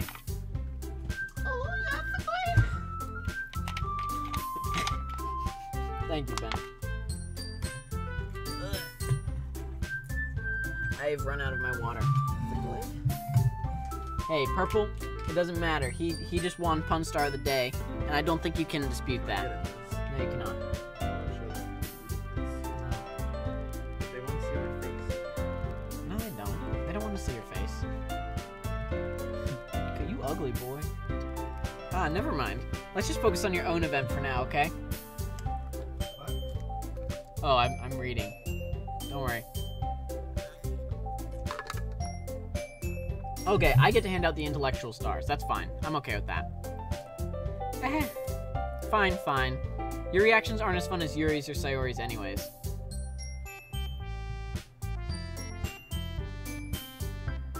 Ben just left because he ugly. Your reactions aren't as fun as Yuri's or Sayori's anyways. Excuse me, where is Sayori anyway? Oh, there you are. Sayori is sitting at a desk in the corner of the room looking down at nothing. I walk over to her. Hey, Sayori. I wave my hand in front of her face.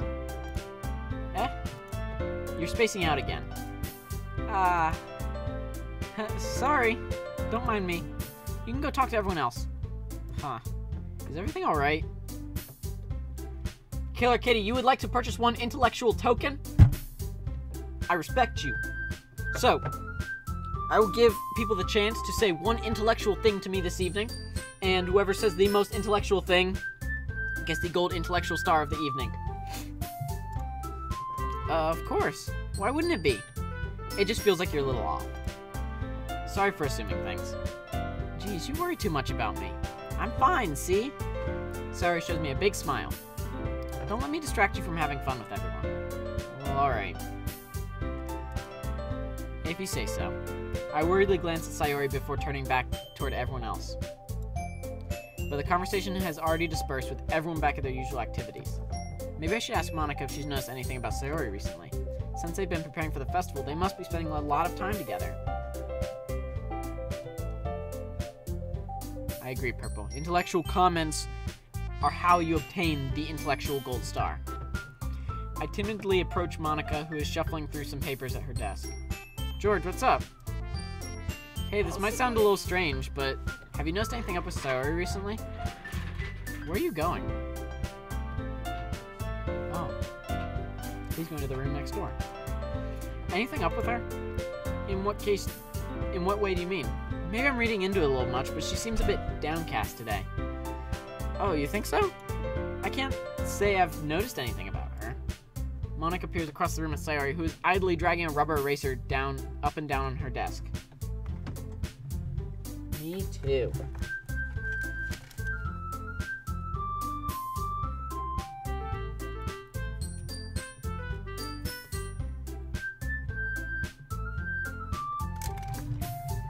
How wonderful. Maybe there is something on her mind. But I'm surprised I'm not the one asking you, George. You certainly know her a lot better than I do.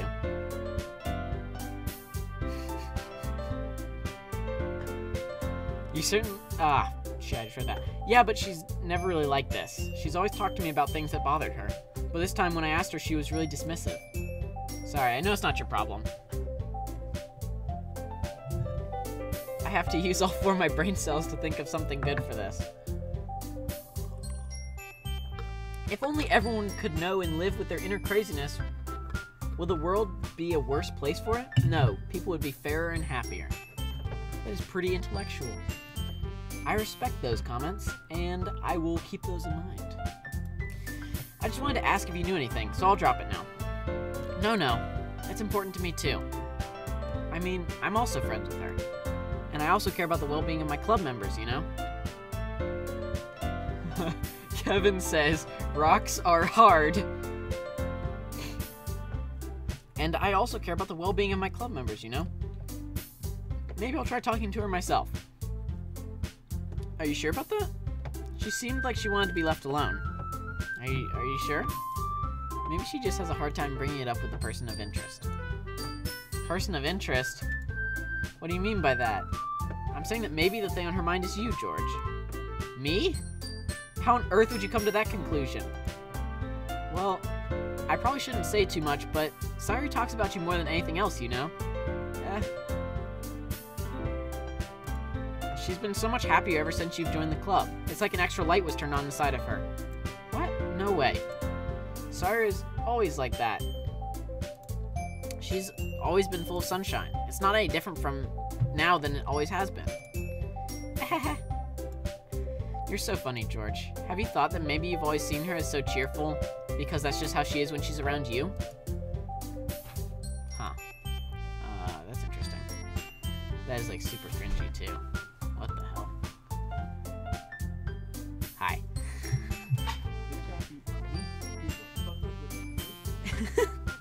I'm sorry, what do I know anyway?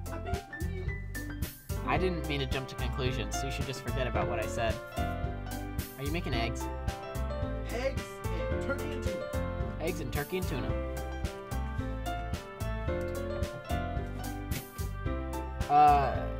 Xavier, 2 plus 2 does not equal -1, it equals 4. And then you minus 1, and then that's 3. 3 plus 3 equals marijuana. Weed money. Pussy money weed. I'll try to talk to her, so try not to think about it for now. Ah. Alright. Monica smiles meaningfully. I know she said to forget about it, but I already know that I won't be able to get her words out of my head. Monica stands up from her desk and walks across the room to where Sayori is sitting. I watch her kneel down next to Sayori and gently talk to her, but she's keeping her voice so quiet that I can't hear it from here. Although we as a race have the full ability to move forward and collaborate, it is truly the will of humanity that drives it forward rather than our potential to move forward, says Paul. Purple says, why does Monica's skirt flare up in the front when she leans over? Intellectual comments right here. I sigh and sit myself down. I know Sayori told me not to worry about her and to have fun with everyone else, but that's impossible to do when she's behaving like this. Exactly how much do I care about her that I'm letting her weigh me down this much? Now it feels like I'm the one behaving out of the ordinary. But there's nothing I can do besides wait for Monica. Why does it feel like I'm being watched? I glance around the room. Suddenly I notice Yuri peering at me from over her book, but she looks away just as quickly as with a flustered look on her face. I realize that she won't get anywhere like this. I've never really seen Yuri approach anyone or start a conversation on her own accord, so I have no choice but to approach her myself. By now it's a little easier for me to do that. I stand up from my desk and sit in one next to her own. I didn't mean to bother you or anything. Relax, you didn't even do anything. But I could tell that you wanted to be alone with your thoughts. Alone with my thoughts? How were you even able to tell I was thinking like that? Well, it's something that I do a lot, so it wasn't hard for me to spot based on your posture and expression. Not that I was staring or anything. The one who holds the key to the universe is the one who crafts it for themselves. Says me just now, from Killer Kitty 707. I didn't do anything creepy like that. In any case, I guess you were right. I'm sorry if I caused you any concern. Don't apologize. Your troubles are only the concern of those who willingly share it in that concern. Of course, there are certainly those who find the most comfort in keeping to themselves, but if you would prefer to share what's on your mind, then I would be glad to listen. It's really not that big of a deal. I was just feeling a bit uneasy about Sayori. Sayori? Yeah, she seems a little off today, but when I asked her about it, she didn't want to admit it to me, so I can't help but wonder if something's happened to her. Oh? That's quite romantic. Eh? Sorry. I didn't mean to say something stupid. It's not that, I just didn't want you to misunderstand. Alright, real quick chat. I need to take a 2-minute break, and I'll be right back. Do not worry, we will not stop this hype train. We're probably going to go till around 10 o'clock when my roommates get back. Alright, with that, I'll be right back.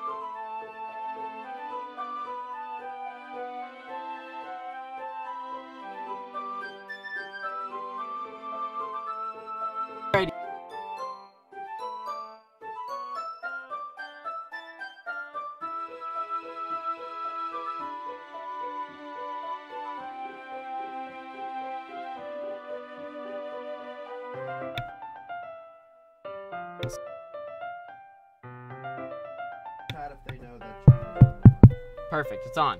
Got it. Ask him. What?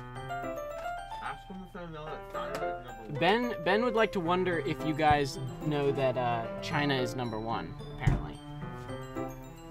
Also, quick question. Is my mic on? Perfect. Good. Who's purple? Purple is the owner of our server. Great MF party. Heck yeah. Oh, Purple disagrees with Ben and says Taiwan #1. It's not that, I just didn't want you to misunderstand. Sarah and I have been friends for a long time, that's all. I see. Then perhaps it is unusual for her to be dismissive to you about her feelings. Or maybe I'm just reading into it a little too much. George, the world is full of meaning, often hidden deep beneath plain sight. And there are many untold mysteries behind every person, no matter how well you may know them. Ah, so you think that there might be something behind it after all? I think that Sawyer is a very complex person. Her mannerisms on the outside don't always match what may be going on inside her head. No, Ben does not have a face. He does not actually exist. But as soon as I bring him on, he will not want to go. So, that is the problem that I face here. And she may not always know what she wants. I noticed her strange behavior today, too. And I also feel some concern for her. But in your case, it looked like she was fully occupying your thoughts, wasn't she? Well, I guess that was the case. Sorry, she really means a lot to you, doesn't she? I guess. But you don't need to put it that way. We're just good friends, that's all. Yuri suddenly looks deeply into my eyes. Her expression is gentle and curious, as if she was searching for something. Am I telling the truth? Embarrassed, I avert my gaze. Sometimes, a person's mysteries are untold even to themselves. And you, as someone honest and caring, may uncover feelings you weren't aware were in you. That is, I think that she would be a very fortunate person to have you feel that way about her. Yuri, you're giving me too much credit. I'm a pretty simple guy. Ben, would you like to say hi? Come. China #1! Oh, thank you.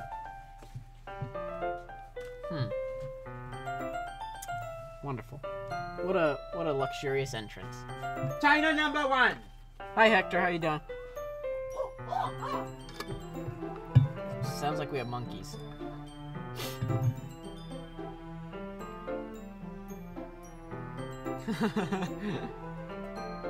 Kevin, chill, bro. So I think I'm pretty good at understanding my own feelings. I'm not nearly as sophisticated as you. That's not a compliment, is it? It is what it is. Anyway, as long as we're here, why don't we do some reading? Well, as long as you're okay with it. Yeah, I should be taking my mind off this whole thing anyway. Why don't we go ahead and get started? Yeah, let's. Actually, I have a request. Do you mind if I make some tea first? Not at all. Thanks very much. If there's one thing that can make my reading time here any better, it's a nice cup of tea. Not to mention for yourself as well. See, I had a cup of tea too. That's how we know we are true intellectuals. Yuri stands up and makes her way to the closet. I follow and watch as she retrieves a small water pitcher from the shelf, the kind with the filter inside. Can you hold this for a second? Sure. Yuri hands me the water pitcher and also fetches an electric kettle. I'm going to plug this in at the teacher's desk, and then we'll go get some water. She walks past me and sets the kettle down on the teacher's desk. I simply watch her movements. To my surprise, the way she moves really contrasts her speaking mannerisms. Especially because of her long legs, Yuri appears elegant and methodical.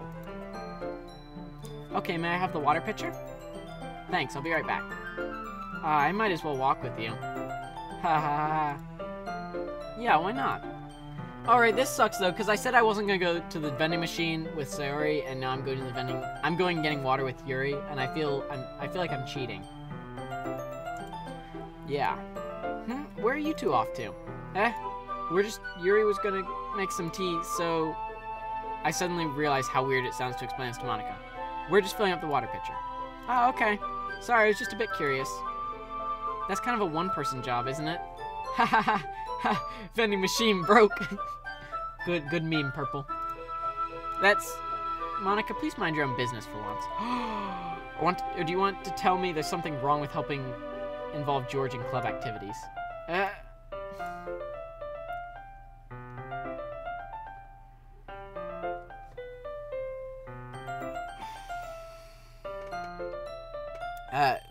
Wow. Yikes. That's intense. Mary, is that a weed? I'm calling the I suppose there's nothing wrong with that. Then let's go, George. Ah. Yuri quickly exits the room, and then I follow. Did you lock the door? Thank you. I don't want people interrupting. They're gonna fight. Once in the hallway, she suddenly puts her forehead against the wall. I spoke without thinking. How could I say something like that? Yuri, something about the way she said that. It made me feel so irritated. What's wrong with me? No, Yuri. Xavier. I think you did the right thing. I wasn't expecting it, but it's also not right for Monica to judge people like that. George, how come even when I do something bad, you're being nice to me? Because nothing that you do is bad as you make it seem in your head. Nobody's perfect. We have emotions and we can't always hide them away. But you always amplify things in your head. Kevin, you are just knocking it out of the park with the puns tonight. Tits true.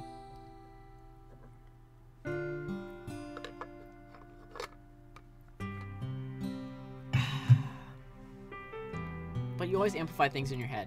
Your mind turns a light rain shower into a hurricane. No. Wouldn't you hate me for something as terrible as that? Why would I hate you?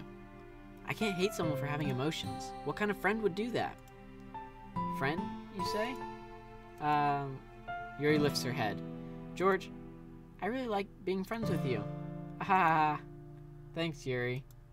I like being friends with you, too. I feel kind of awkward saying something like that, but I'm doing my best to help Yuri feel better. Anyway, yeah. Shall we go? Yeah. Yuri and I walk to the nearest water fountain. Once we fill up the water pitcher, we return to the classroom. George, do you like oolong tea? I do like oolong tea. I like all teas, to be honest with you. My friend went to China, and she brought me back tea. And it was wonderful. A shit pie is a sly guy. Thank you, Xavier. Anything is fine. Very well. Yuri sets the temperature on the kettle to 200 degrees. Now it's time to get the teapot. You really do this properly, don't you? Of course. I shouldn't do any less when I'm making tea for others. Even if I'm not an expert on tea or anything? In that case, you'll only be even more impressed. Perhaps I will. Well, right, Chris, I don't like sweet tea. Like, as in, like, southern sweet tea. I'm not a fan of southern sweet tea. Yuri fetches the teapot and begins measuring the tea leaves. To my surprise, she even starts humming a little to herself. You must be in a good mood now. Is that so? I was letting it show. And you noticed. I was doing a bit of thinking, and I decided that I would try expressing myself a little bit more. It turns out, it's not a very hard thing for me to do. It's not very hard for me to do. Also, yeah, along with the sweet teas comment, fruity teas are not that great either. But I like white teas, black teas, green teas, etc. When it's you who's around, anyway. Ah, that's great, Yuri. Just don't push yourself too much. You're always worrying about me, George. It's very endearing. Yuri wasn't kidding. I don't even know if I can keep up with this. I watch Yuri pour a cup of tea for each of us. George, I have another request. Do you mind if we sit on the floor today? Why's that? Xavier says, reading is my passion and my escape since I was 5 years old. Overall, children don't realize the magic that can live inside their own heads, better even than any movie. Wow, I really like that. You're right, Purple. Intellectuals only drink savory teas. Like me, I'm an intellectual. Also, are you saying that people who drink sweet tea are dumb? Why's that? It's a little bit easier on my back. I can read with my back against the wall rather than bending over at my desk. Ah, sorry, I didn't realize. I'm sure your back hurts a lot with the kind of plot that's introduced here. No worries. I just have back pain fairly regularly, so I do my best to manage it. Is that so? I wonder why that is. Huh. It's most likely because your posture, right? Always hunched over like that while reading. Yeah! I have terrible reading posture. So that's why we should sit on the floor. Fair enough. I'll go ahead and get the book. I retrieve the book from my bag. Ah, I have some chocolate as well. It's a bag of small chocolate candies that I kept hidden from Sayori's candy radar. Alright. Hi, Grant. How you doing? Also, someone in the chat, would you please, I would like to make a commission. I will make a commission for a picture of Sayori holding an item finder from Pokemon looking for candies with headphones on. That's my commission right there. I'll take it since it'll go well with the tea. Yuri and I then sit against the wall, teacups at our sides. As if in sync, we assume the same reading position as last time, each holding one half of the book. Except this time, our bodies are even closer to each other. Ooh. I can't see too well. Yuri slides closer until our shoulders are touching. How am I supposed to focus on reading like this? Yuri was always kind of cute, but when she's being less apprehensive, it's almost more than I can handle. Your teacup. Yuri hands me my teacup. Holding it with my hand that's not holding the book, I end up in a position that makes it even harder to focus. Because now I need to worry about making sure I don't accidentally touch her chest. Meanwhile, Yuri hasn't noticed a single thing. She wears her intense reading expression, and I can only presume the world around her has faded away. I use all of my willpower to focus on reading. After a few minutes, I finally manage to relax a little. I put the teacup between my legs and fumble with the chocolate wrapper. Ah, sorry. I briefly let go of the book to finish opening the wrapper. You can have as much as you want. Ah, that's okay. I won't take any. Are you sure? Well, if I touch it, then it might get smudges on the pages. Ah, you're right. I didn't even think about that. My bad. No need to apologize. Yeah, this is... Oh, okay.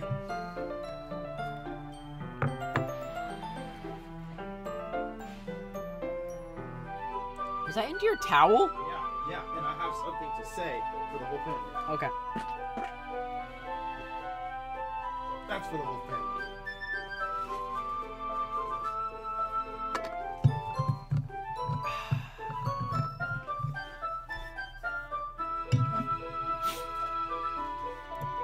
I'll hold the book, okay? Are you sure? Of course. Aw, that's cute. Look at all this chalk dust in the classroom. Yuri opens the book with both hands. She holds it so that I don't have any harder of a time reading from it.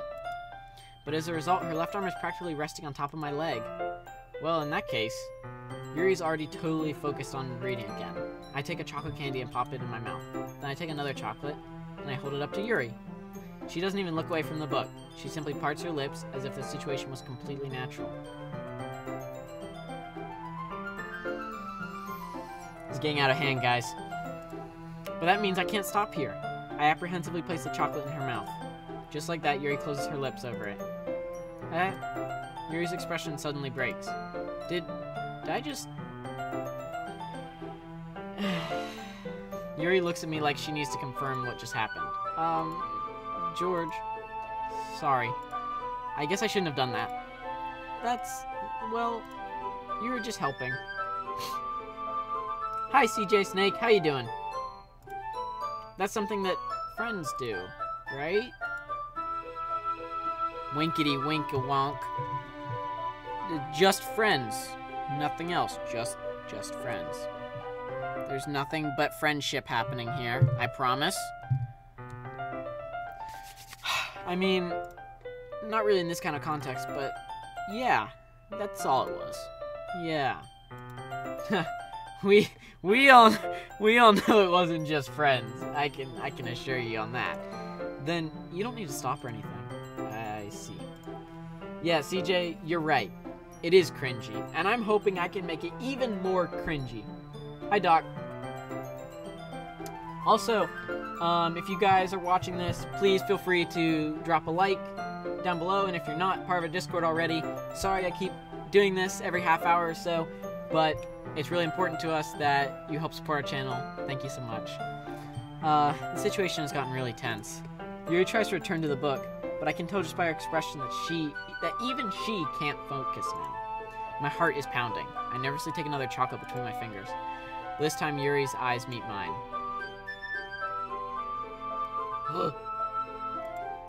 How did it even come to this? Yuri doesn't avert her gaze. I notice her chest rising and falling to the rhythm of her breaths. I raise my arm. Like before, Yuri parts her lips. But it's different this time. I take the chocolate and place it in her mouth. I feel her hot breath on my fingers. Okay, everyone! Yuri jolts back. It's time to share poems. George, you can help Yuri put away the tea stuff, right? Yeah, of course. Okay, thanks. The spell is abruptly broken. I'll take care of the cups. Yeah. Yuri picks up the teacups from the floor.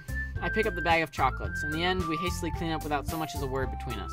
I get the feeling that there's something neither of us will have the courage to bring up. Yikes. What? Wow. Alright. Yeah, you're right, Killer Kitty. This did go to PG-13. Alright.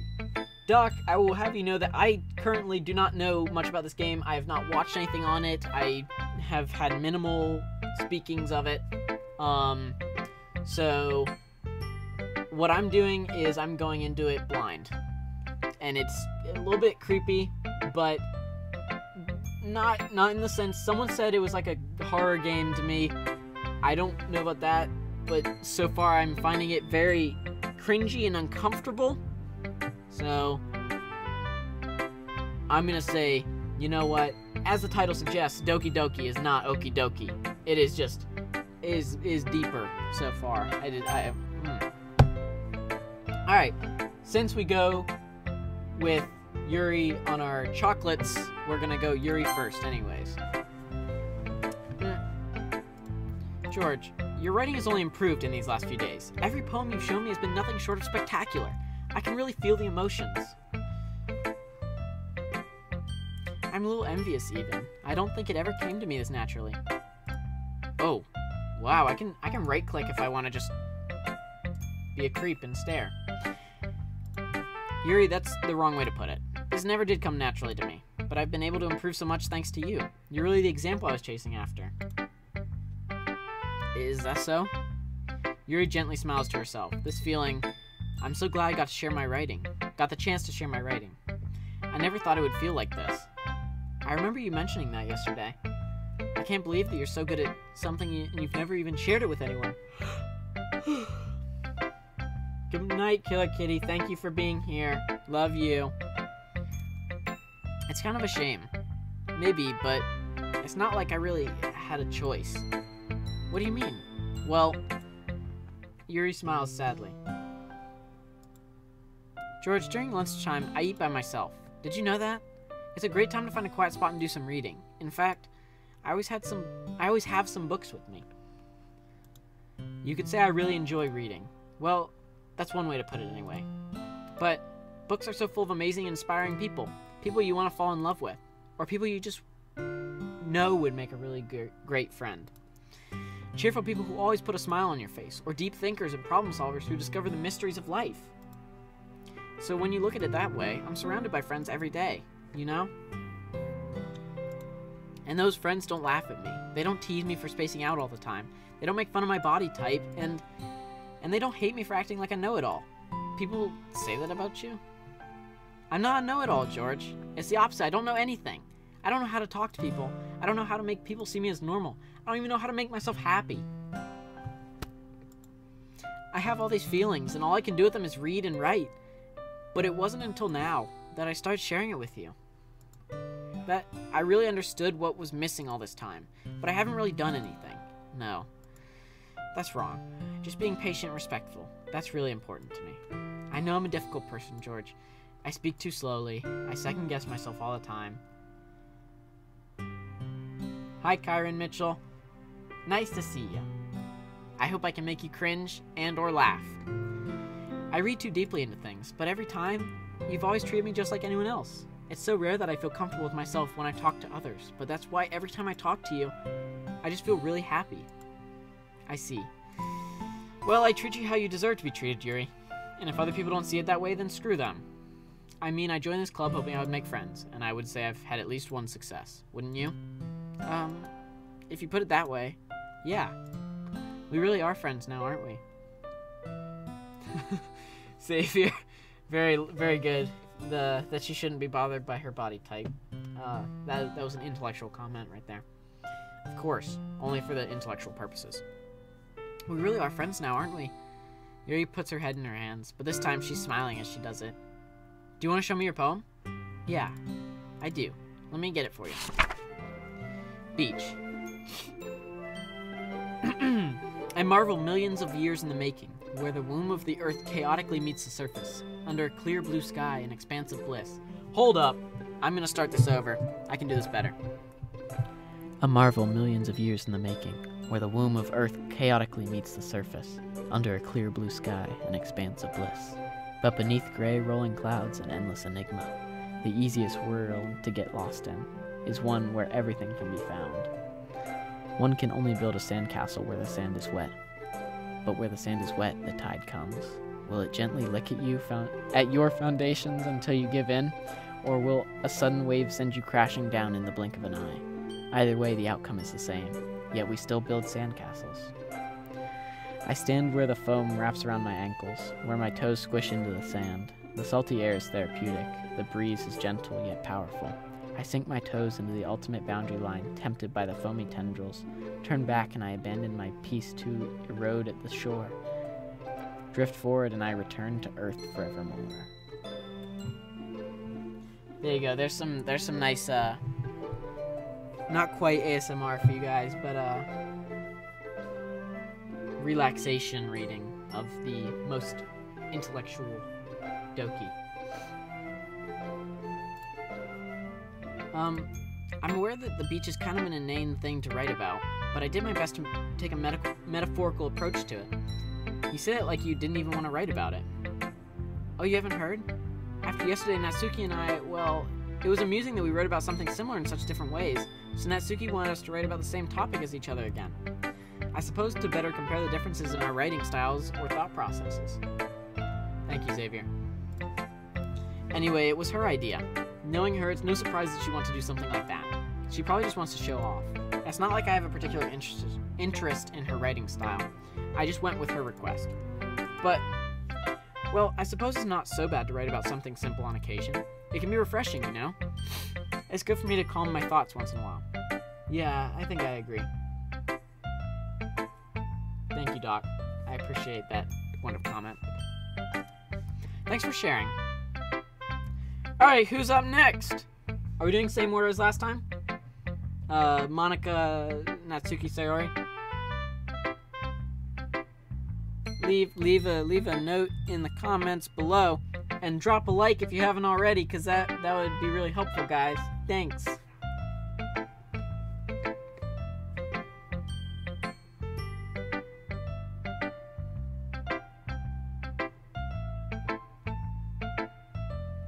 Alright, we're going with Monica next.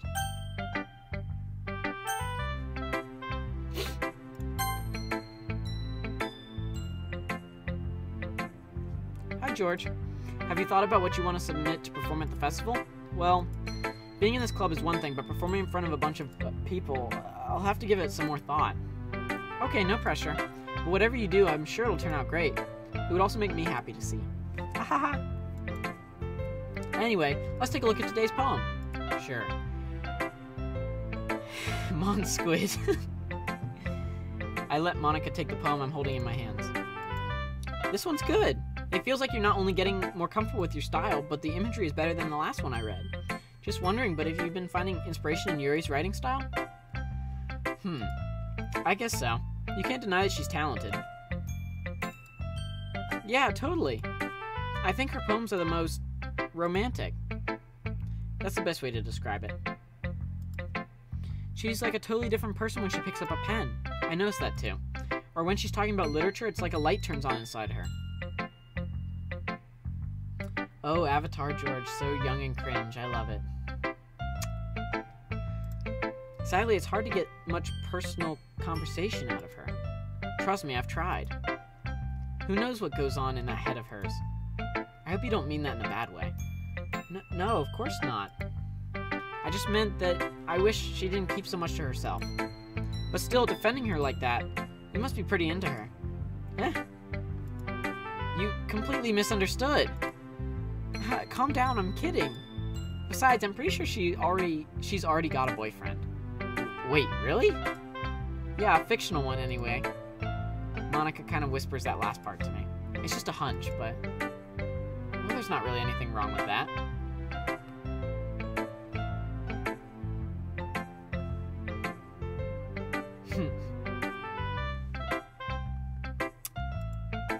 Oh, well, I know. I was just saying.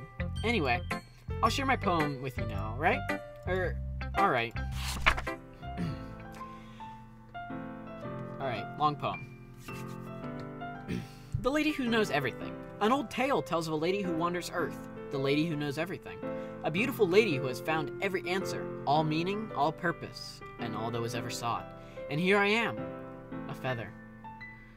Lost adrift the sky, victim of the currents of the wind. Day after day I search, but I search with little hope, knowing legends don't exist. But when all else has failed me, when all others have turned away, the legend is all that remains, the last dim star glimmering in the twilight sky. Until one day the wind ceases to blow, I fall. And I fall and fall, and fall even more. Gentle as a feather, a dry quill, expressionless. But a hand catches me between the thumb and forefinger, the hand of a beautiful lady. I look at her eyes and find no end to her gaze. The lady who knows everything knows what I am thinking. Before I can speak, she responds in a hollow voice. I have found every answer, all of which amount to nothing. There is no meaning. There is no purpose. And we seek only the impossible. I am not your legend. Your legend does not exist. And with a breath, she blows me back afloat, and I pick up a gust of wind. You're right, these poems have gotten better. I really like these. You know, I feel like learning and looking for answers are the sorts of things that give life meaning. Not to get too philosophical or anything, but it was kind of on my mind, so that's what I wrote about. I see. I never really put that much thought into it. In a way, it's almost paradoxical, because if we had all the answers, wouldn't the world start to lose its meaning?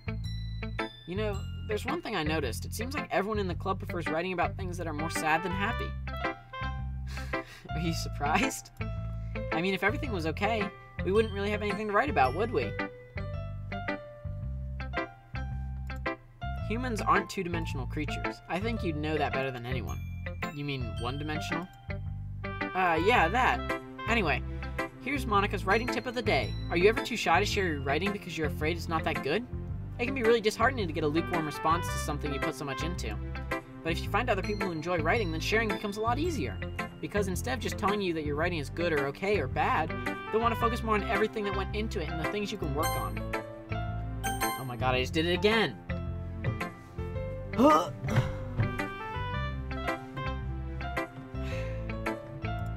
It's much more encouraging that way and will make you want to continue improving. It's almost like having your own little literature club, don't you think? That's my advice for today. Thanks for listening. Alright, following the same order as last time, Natsuki's up next. This one's alright. Alright? Well, yeah.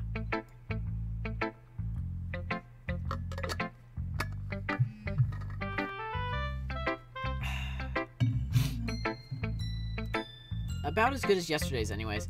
I see what you were going for, but it's just not really my style. I mean, that's fine. I'm mostly just glad that you're trying a little bit. Well, of course I'm at least trying. Why are you so emotionally invested in my poems anyways? Isn't that more of a compliment to me? No, gross. It's not like I care. It's just that one of us in this club has to make sure you're not slacking off. Really? Well, what if you end up just scaring me away? That's not like you would actually do that. Yeah, you're right. It's kind of fun to hang out here, even if I've put up with you. Ugh. Natsuki's elbow connects with my stomach. Ugh. Oh? Maybe I won't mind scaring you away after all. I was just joking. Oh, I know. Don't worry. I was too. How the hell do you call that a joke? That seriously hurt. Well, maybe it was funny to her. I guess that's kind of the point. I should really just wash my mouth around Natsuki.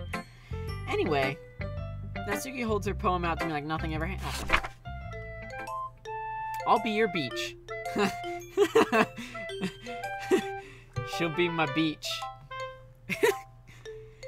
Your mind is so full of troubles and fears that diminish your wonder over the years, but today I have a special place, a beach for us to go. A shore reaching beyond your sight, a sea that sparkles with brilliant light. The walls in your mind will melt away before the sunny glow. I'll be the beach that washes your worries away. I'll be the beach that you daydream about each day. I'll be the beach that makes your heart leap in a way you thought had left you long ago. Let's bury your heavy thoughts in a pile of sand, bathe in sunbeams and hold my hand. Wash your insecurities in the salty sea and let me see you shine. Let's leave your memories in a footprint trail, set you free in my windy sail, and remember the reason you're wonderful when you press your lips to mine. I'll be the beach that washes your worries away. I'll be the beach that you daydream about each day. In a way you thought had left you long ago, but if you let me by your side, your own beach, your own escape, you'll learn to love yourself again.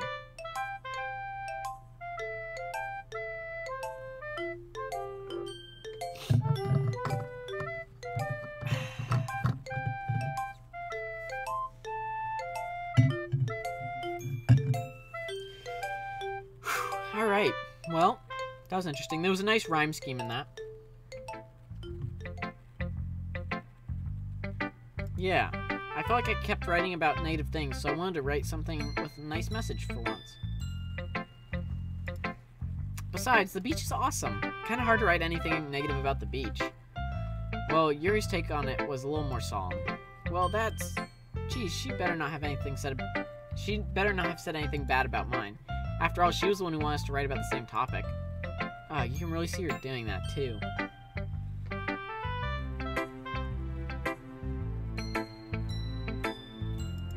Making us write about a simple topic, then trying to impress me by coming up with something all fancy. Well, it's not like I care. I just did it anyway. I mean, I guess mine ended up being kind of metaphorical, too, but there's nothing wrong with doing that once in a while. At the very least, it was good practice.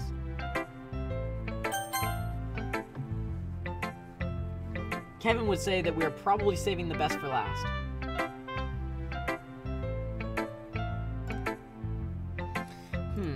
It's nice, I guess. Come on, I can already tell you don't like it. Well, you don't need to worry about what I think. After all, you wrote this for someone else, didn't you? Probably Yuri. I didn't write this for anyone specifically. Maybe, that's not really what I meant, though. But it's okay. You're making new friends just like I was hoping. That makes me really happy. And you're happy too, right? In this club?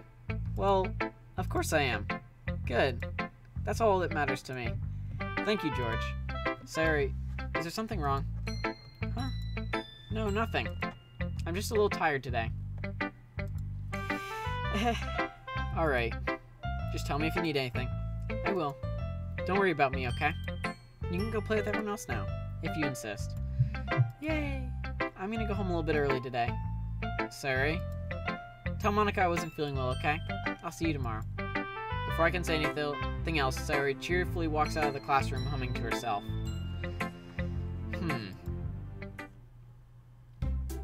Okay, you three, we're all done sharing poems, right? Why don't we start figuring out... Hold on a second. Is it just me or did you say something strange just now? Something did sound a bit unusual. That's right. You deviated from your usual catchphrase when addressing the club. Catchphrase? I don't have a catchphrase. Jeez. Why is the mood so weird today? Look, even Yuri isn't immune to it. Stagnating air is common foreshadowing that something terrible is about to happen. In your books, maybe. Look, the only thing different is that Sayori isn't here. It seems you're right. Sayori always helps lighten the mood a little bit, doesn't she? It's almost like everyone's balance is thrown off a little when she's not around. Where the heck did she run off to, anyway? I thought she just went to pee. Natsuki, please show some decency. Oh, come on! She actually wasn't feeling too well and went home early. Is that so? hope she's alright. Seriously.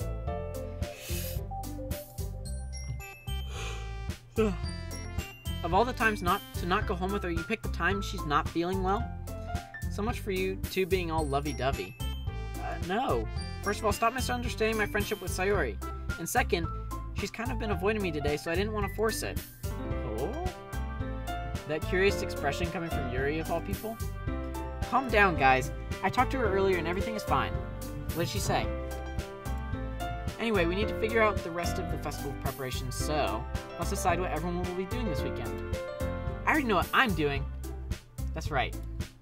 Natsuki will be making cupcakes, but we might need a lot of them in different flavors. Can you handle that all by yourself, Natsuki? Challenge accepted. And as for myself, I'm going to be printing and assembling all the poetry pamphlets. Sayori will be helping me design them. And as for Yuri, you can, guys, can you help me come up with something for Yuri? I'm useless. No, that's not it at all. You're the most talented person here, you know. See, this is interesting. I was totally avoided there, and now I'm trying to get some answers, and nothing's happening, and now Yuri doesn't have anything to do. I'm not gonna have anything to do, and it's just gonna be us reading a book together. Becoming intellectuals together, and that's exactly what I signed up for this club to do. Now, Natsuki's pouting too. Geez, even I can tell now. I never gave Sayori enough credit, but I can tell things are even harder on you when she's not around. That may be the case. But if I can't also be a leader on my own, then I won't grow as a person. Thank you, Kevin. So, Yuri, you have beautiful handwriting, you know. So you should make some banners and decorations to help set the atmosphere. Atmosphere? About that, I love atmosphere. Yuri's expression suddenly changes as she stares at her desk in focus and starts nodding to herself. Your mind is already racing, I see. That's great. You'll be a wonderful help, Yuri. But anyway, that just leaves you, George. The one who is truly useless. That's me. Alright, I will not be ending right at 10 o'clock. I'm obviously going to get to a good stopping point because I would hate to leave my friends waiting for more in that sort of way. I will be leaving you guys wanting more, just not by ending abruptly. In fact, both Natsuki and Yuri have some pretty heavy tasks to handle. It would probably go a long way to give one of them a hand.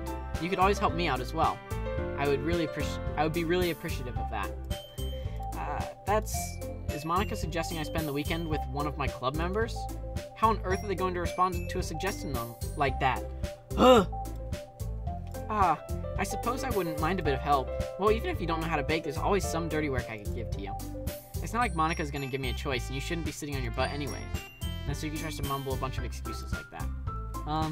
If I recall, Natsuki, you mentioned that you would like to handle the baking on your own. George may not like to be around if you only make him out to be a nuisance. Yikes. So therefore, he may be more suited to assisting with the decorations. Hold on, I never said that! How hard could it be to make a few decorations anyway? Sounds more like you're just making excuses for George to... What are you saying? It will be extremely meticulous work. And baking isn't? Just what do you think? Guys. Let's settle down for a moment. In the end, I think it's up to George to decide how he'd like to contribute.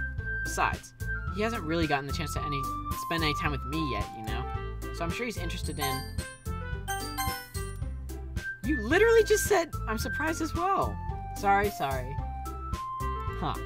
I was just saying, though. Jeez, can we just settle this already? Yeah. George, you're okay with this, right? In the end, it's up to you. Of course. Very well. In that case, everyone looks straight at me. But of course I'm gonna go with... I was given this advice earlier. We are going to save right there. And then we are going to return to the game, because I'm not done yet.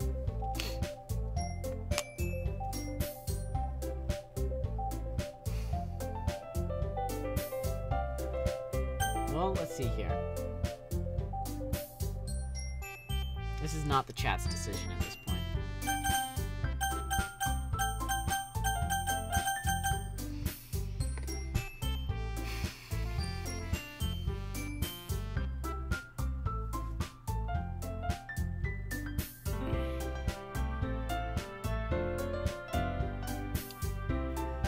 let's see here. Chat, please remind me why we're in this literature club. Because I think I've forgotten. Why are we in this literature club in the first place?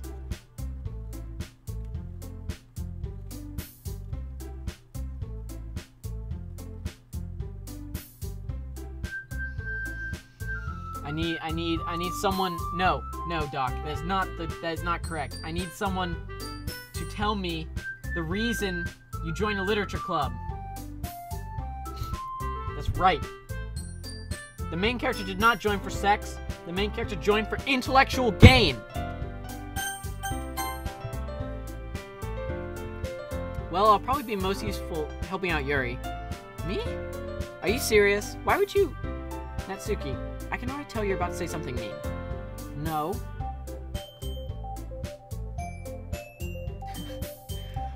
I was just saying. So you'll be helping Yuri then, George. Yeah, that's what I'm gonna do. I'm glad. I have a bad habit of overthinking these sorts of things, so I think your assistance will be very useful. That's great to hear.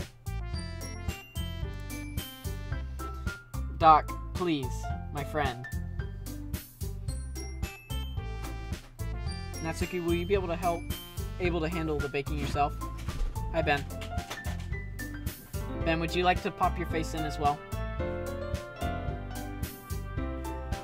Please do. Please just say hi.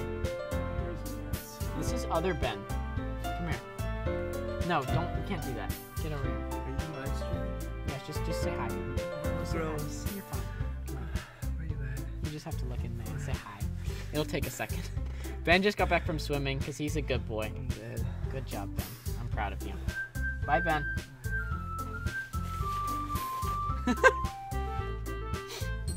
This is swimmer Ben. The other one is military Ben. I mean, yeah. I already said I would be fine.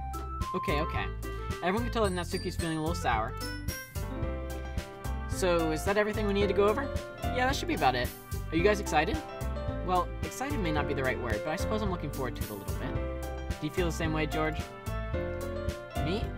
I guess you could say I'm interested to see how it'll turn out. That's good enough for me. What about you, Natsuki? Natsuki, what? Why is everyone yelling at me? I didn't even do anything. No, that's not what I meant at all. This is getting heated. Yuri anxiously glances between everyone in the room. I'm sorry for this. I don't really know why George picked me. And also, your cupcakes are the best cupcakes I've ever had. They go really well with my tea. And nothing I do for the event will compare to that, so, I get it. I'm kind of surprised, though. Why? Well, I'm the one acting immature. I already know that. But you're trying to cheer me up all of a sudden. I know I'm not very good at it. I'm sorry if I said something bad. Oh my goodness, Xavier, that might be comment of the night right there. Ben Pie. Oh, no, Purple did that. Purple, you're a god. You are legitimately a god. Oh my goodness. We only have 2 Bens currently. We have 1 more on our floor, but yeah. Natsuki isn't the only one surprised. Monika and I are also taken aback by Yuri's words. When she already has trouble with words, trying to cheer someone up must be far out of her own comfort zone. But I begin to understand. Yuri was trying to sound like Sayori. Even if it didn't work perfectly, I can tell that she tried to say something Sayori would say at a time like this. Because Sayori always helps everyone smile and feel good about themselves. No, I kind of appreciated it. I'm sorry for making a big deal of nothing, but I'm going to say this. You better bet that my cupcakes are going to be the best part of the whole event. Ah, I believe in you. Yeah. I hope to see everyone do their best. But with that, there's nothing more for today, so I guess it's time for us to head out. Alright, let's get out of here then. Everyone packs up their things. I start to follow Monika and Natsuki out the door as they chat between each other. I turn around. Sorry. I realize that I don't have any way of contacting you this weekend. Oh, you're right. I can't believe that slipped my mind. Should I give you my phone number? I think that would be the best way, yes. I'm getting the phone number, boys. Huh. 1-800 intellectual. Yay! We reached 15 likes, so Doki Doki will be continuing next week. Woo! Yuri and I exchanged phone numbers. Okay, then I'll be stopping by your house on Sunday. My house? Is that a problem? No, not at all. I just thought that I would be the one going to your house since I'm the one helping you. I suppose that makes sense. Purple, I did not spell intellectual wrong at all. Wait, I did not. Intellectual. No, I spelled it right. Hi, Apple Jackal.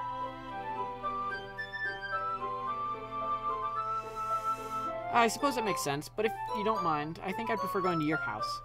Alright, in that case it won't be a problem. I decided not to press Yuri for a reason. It's not like it should matter much either way, so I'll just need to make sure my room is clean. I hope I managed to make myself useful in some way. I'm not nearly as creative as you are.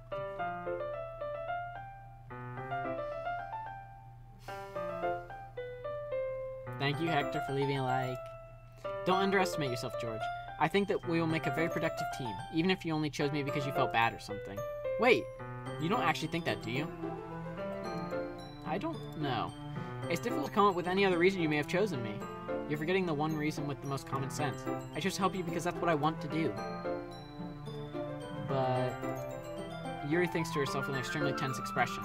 Yuri, you're overthinking this. You wanted me to point out when you're overthinking, right?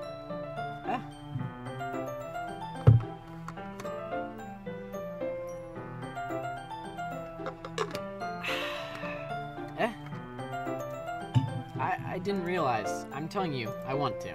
That's all there is to it. Do you believe me? Yuri thinks really hard again. She looks straight into my eyes for a long time. I believe you. As if it took her tremendous effort, Yuri finally says that and relaxes her expression. And I'm really looking forward to Sunday. Yeah, I am too. After that exchange, I make my way out of the door and Yuri follows. I can't believe this. Yuri's going to be coming to my house on Sunday? My anxiety shoots through the roof. Even though I've gotten pretty used to handling her at this point, there's no telling what might end up happening when we're outside of school. More than that, she told me she was looking forward to it. Is this a chance I have to make something happen between us? Or is it too early for that? Only time will tell. But until then, I won't be able to take my mind off it. Seriously, I can't wait. Wow.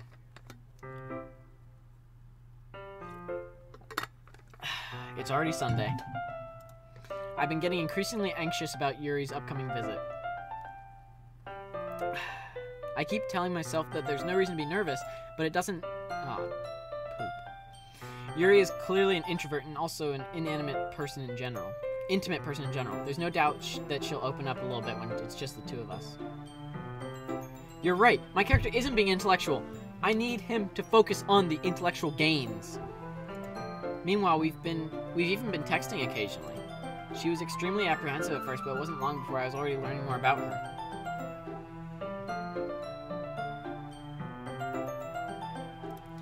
But putting Yuri aside, I haven't heard a thing from Sayori since she left the club. Since she left club early the other day. It's not like we text each other all the time or anything, but I've been worried about her in the back of my mind. Between what Sayori said and what Monica said, is it really okay for me to put Sayori's feelings aside when she might need me? I decide to visit Sayori before Yuri comes over. Rather than asking, I simply tell her I'm coming over, much like we've done in the past. Once I reach Sayori's house, I knock on the door before entering it myself. Again, we used to play so often that we've made it a habit of simply entering each other's houses like we were family. The house is quiet. Sayori isn't anywhere on the first floor, so I assume she's up in her room. It's already strange of her not to run down and greet me. I head up to her bedroom where I finally find her. Sayori? Hi, George. I sit down in her room. Sayori forces a smile, but it's easy to tell that she's different. There's a minute of silence between us. You haven't come over like this in a long time, have you? I guess you're right. It has been a long time. Not much has really changed, has it? Sayori's room is messy as it's always been. I also recognize the same stuffed animals and wall decorations that she's had for years now. If you came over more often, it wouldn't be such a mess. That's because I end up cleaning it for you. How come you suddenly wanted to come over today? Aren't you supposed to see Yuri today? Yeah, but... Wait, how did you know that? Sayori had already left by the time we decided that last meeting. Monica told me. It's only natural for her to keep me informed about the festival preparations, right? That's true. What about you? Aren't you going to be helping Monica today? Of course, but I'm just helping her online. We didn't plan to meet up or anything. Ah, so it's just me and Yuri then. Yep. There's more silence between us. Yikes. Sayori stares in a random direction. Everything about her behavior is really uncharacteristic. I finally get to the point. I just wanted to see how you're doing. After you left on Friday, when something's wrong, you can't hide it from me. I know you too well. So, Sayori smiles, shaking her head. That's no good, George. Huh? Why can't it just be like it's always been? This is all my fault. If I didn't get so weak and accidentally express my feelings, if I didn't make that stupid mistake, then you wouldn't have been worried about me at all. You wouldn't have come here. You wouldn't have even been thinking about me right now. This is just my punishment, isn't it? Oh, this makes me so sad. I'm getting punished for being so selfish. I think that's why the world decided to have you come over today. It just wants to torture me.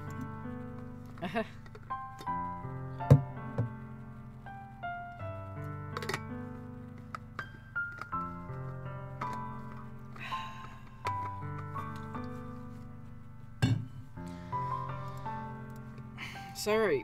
I grab Sayori by the shoulders. What on earth are you saying? Are you listening to yourself right now? I know something happened to you. There's no other explanation for you to be like this. So tell me already. Until I know, I won't be able to stop thinking about it.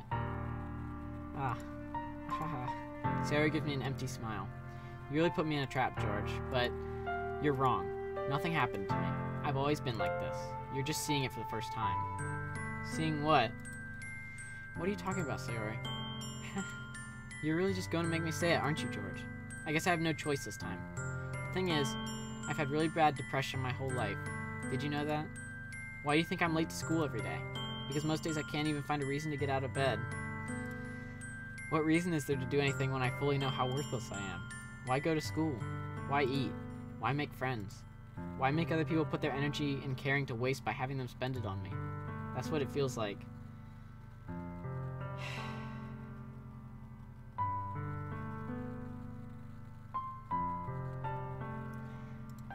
And that's why I just want to make everyone happy, without anyone worrying about me.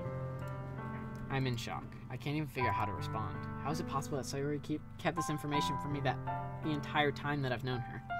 Did she really want so badly for me to just not think about her? Why, Sayori?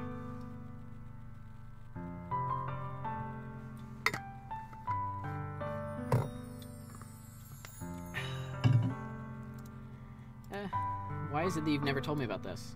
It almost feels like I've been betrayed as your close friend. Because if I knew, I would have done everything I could to support you. Even if there's only so much that I could do, I would have tried it a little bit harder to make every day a little bit better for you. That's why I'm your friend. All you had to do was tell me. You don't understand it all, George. Why do you think I didn't tell you? Because if I told you, then you would have had to waste effort caring about me instead of doing important things. I don't want to be cared about. It's bittersweet when people try to care about me. It feels nice sometimes, but it also feels like a bat being swung against my head.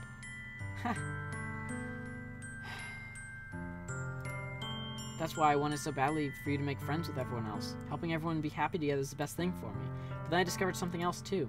Seeing you make friends and get closer with everyone else in the club feels like a spear going through my heart. So that's why. That's why I decided the world just wants to torture me. Every path leads to nothing but hurt. You're right that I don't understand. I don't understand your feelings at all, Sayori. But I don't need to understand. Whatever it takes for me to help you stop hurting, that's what I'll do. No, George. There's nothing. Nothing at all. The only thing that could have helped is if everything could be like it always was. But I was selfish. I finally showed you what a horrible person I am. Tears streaked down Sayori's face. I made you join the literature club because I was selfish, and I was punished by my heart hurting in a way that I couldn't understand, and now you came here and I made you hurt too. I'm just weak and selfish. That's all I am. And that's why I'm going to accept these punishments, because I deserve every last one. Without thinking, I once again grab Sayori's shoulders. This time I pull her into a tight embrace.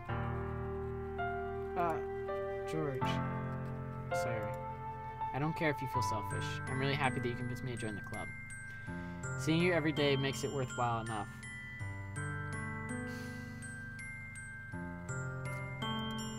If I make friends with everyone else, then that's just a bonus. But please, never underestimate how much I care about you. I wouldn't have it any other way. George. Sayori isn't hugging me back. Despite my arms being wrapped around her, Sayori's arms remain at her sides. She starts sobbing next to my ear. No. Don't do this to me. Please don't do this. George, Sayori barely manages to speak between her sobs. I don't know if I'm doing the right thing, but all I want is for her to know that I care. If you have it in you to call yourself selfish, then you have to let me be selfish too. No matter what it takes, I'll figure out what needs to change. I'll make these feelings go away. And if there's anything that you need me to do, then you'd better tell me. I'll get mad if you don't. I don't know. Gently, Sayori finally puts her arms around me in return. I don't know anything. This is not a happy game. What the heck? It's all really scary. I don't understand any of my feelings, George. The only time I'm not feeling nothing is when I'm feeling pain. But your hugs are so warm, and that's really scary too. Sayori lets me go. As she does so, I let her go as well. The festival is tomorrow. Yeah. It's going to be fun, right? Yeah. How would you like for me to spend it all with you? It's what I want. I promise. I think that would be nice then. Yeah. Sayori wipes her eyes. If I could spend the whole day here, I would. Of all days, this has to be the one where I have other plans. Maybe I should cancel. No, don't. Please don't.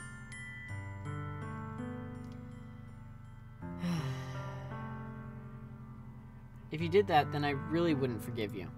But it's almost time for you to meet me at my house. At the very least, do you want to come along and help out? It would be fun. To my surprise, Sayori shakes her head. I'm sorry. I don't know if that would be very good for me today. You understand, right? Ah. It's kind of hard for me to fully understand, but I'm trying my hardest. It's okay. Ah!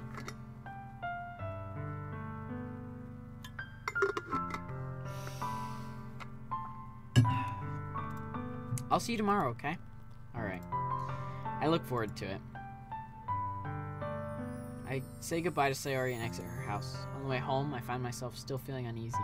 But it's hard for me to keep thinking about it when Yuri's about to come over, too. I think Sayori is right.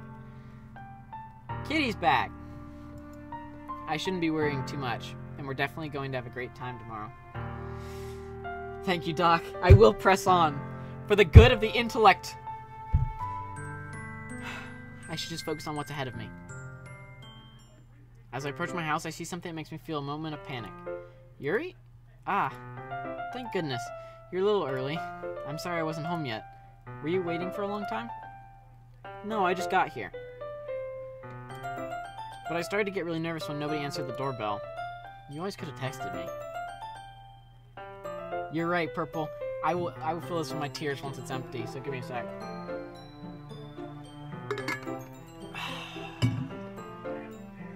You're right, Cryomancer. Best girl. If I had known, I would have reassured you and hurried more on my way home. I suppose that's true. I didn't think of that for some reason. It should be common sense to do that, but I decided to ignore it. Anyway, let's go inside. I see you brought a lot of stuff with you. That's right. And did you manage to find everything I asked you to buy as well? Yeah, pretty much. At least I hope I got everything right. I'm sure it'll be fine. I take Yuri to my room.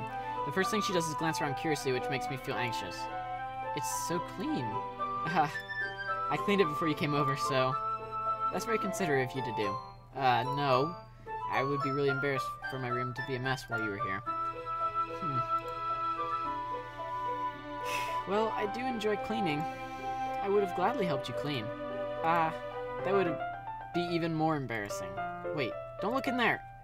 I snatched Yuri's wrist, which was in the process of opening a desk drawer of mine. I'm sorry.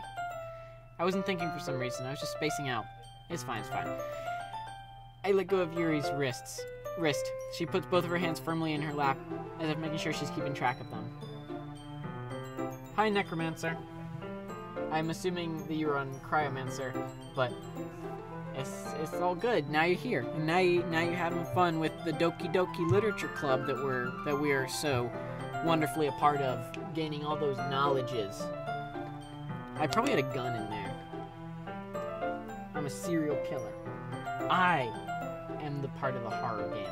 Yeah, you're right. I probably had hentai in it. That's probably it. So, should we get started? Yeah. A few things planned that you can help with. Decorations and other atmospheric enhancements. Atmospheric enhancements?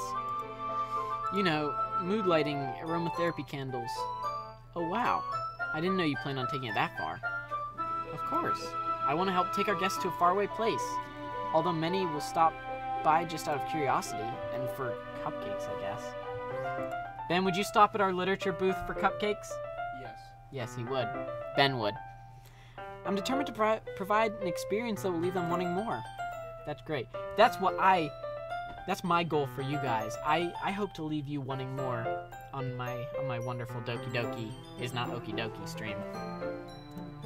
It's easy to forget that you're a pretty intense person. Intense? I guess that's the best way to put it. Is that a bad thing? No, not at all. It's something that I like about you, actually. Is that so? That makes me feel relieved and kind of happy. Yeah, no need to be so anxious. You can relax a little. Relax. I brought some things for relaxation. I was going to use them during the poetry event. Oh yeah? Like what? Let's see. Yuri rummages through her bag. She pulls out a few candles and a wooden cylinder-shaped object.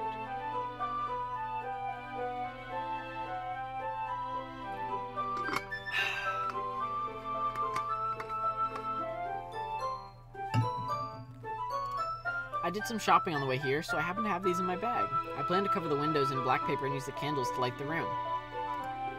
I think that would be amazing, don't you? Yeah, that would be really neat. What's that wooden thing, though? Oh, this? It's a diffuser for essential oils. How familiar are you with aromatherapy? Not familiar at all. Is that so? It's one of my favorite contributors to a positive atmosphere. Depending on the oils or herbs you choose, you can change the mood of the air itself. You can even feel it permeate through your body. Relaxation, positive energy, romance, reflection. It's almost like magic. Yuri takes the cylinder and pushes a switch on the bottom. In just a moment, a thin ray of vapor begins to spout through a small hole on the top. Wow, that smells wonderful. What kind of mood is that one for? This is a jasmine essential oil. It smells a little sweet and flowery, right? Yeah, that's a good way to describe it. I chose jasmine for the event because it provides more than relaxation. Jasmine enhances your emotions and helps you feel them flow through your body. You feel warmer and your heart pounds more heavily. Don't you think that would be perfect for sharing our poems? It does sound suitable. You're right. It's our ye old vape. The wooden cylinder.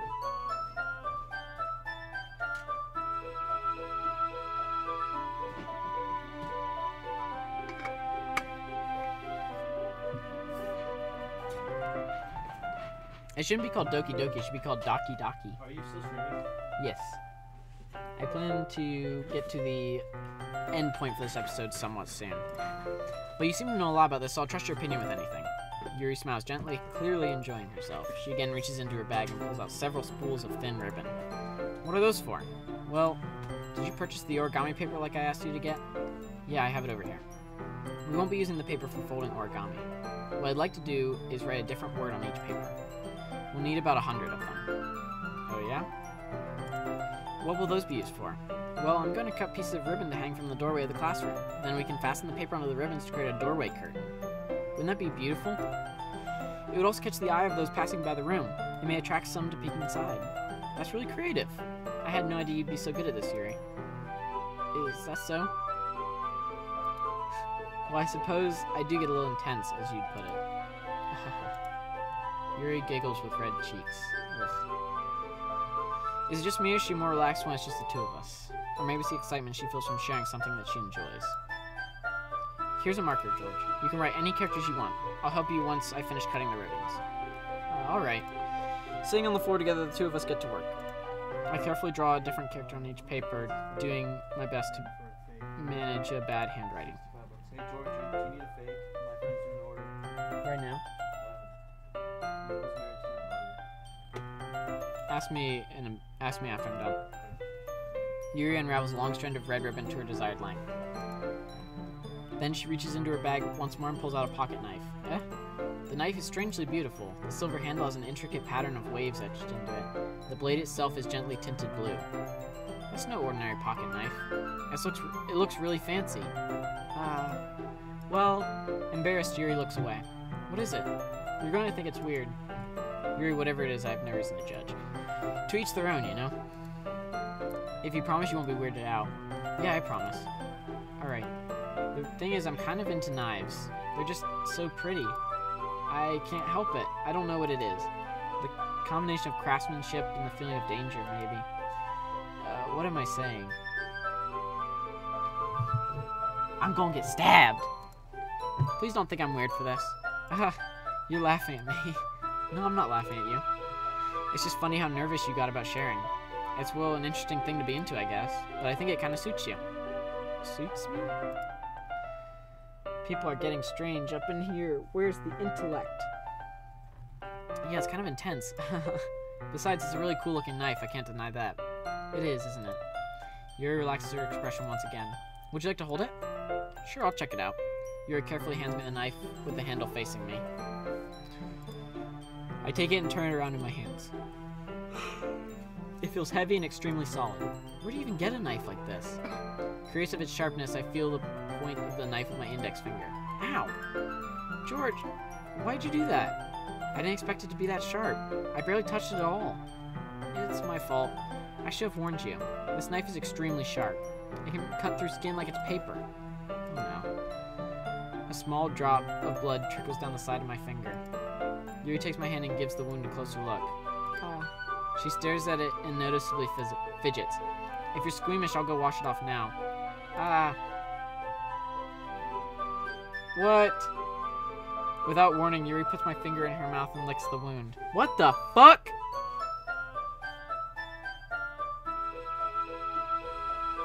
It's fucked up. I feel her tongue curl around my finger. Ugh. Startled, I instinctively pull my hand back. Oh, please forgive me. I wasn't thinking. Yuri lowers her head, her face burning up. Yuri.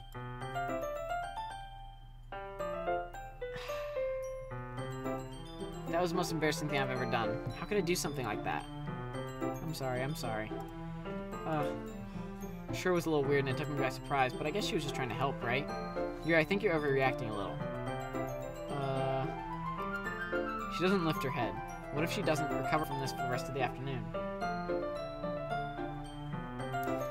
Alright, you know what? This might be a stupid thing to do, but I do it anyway. I take Yuri's hand and lick her index finger in return. George! Did you really just do that? Now we're even.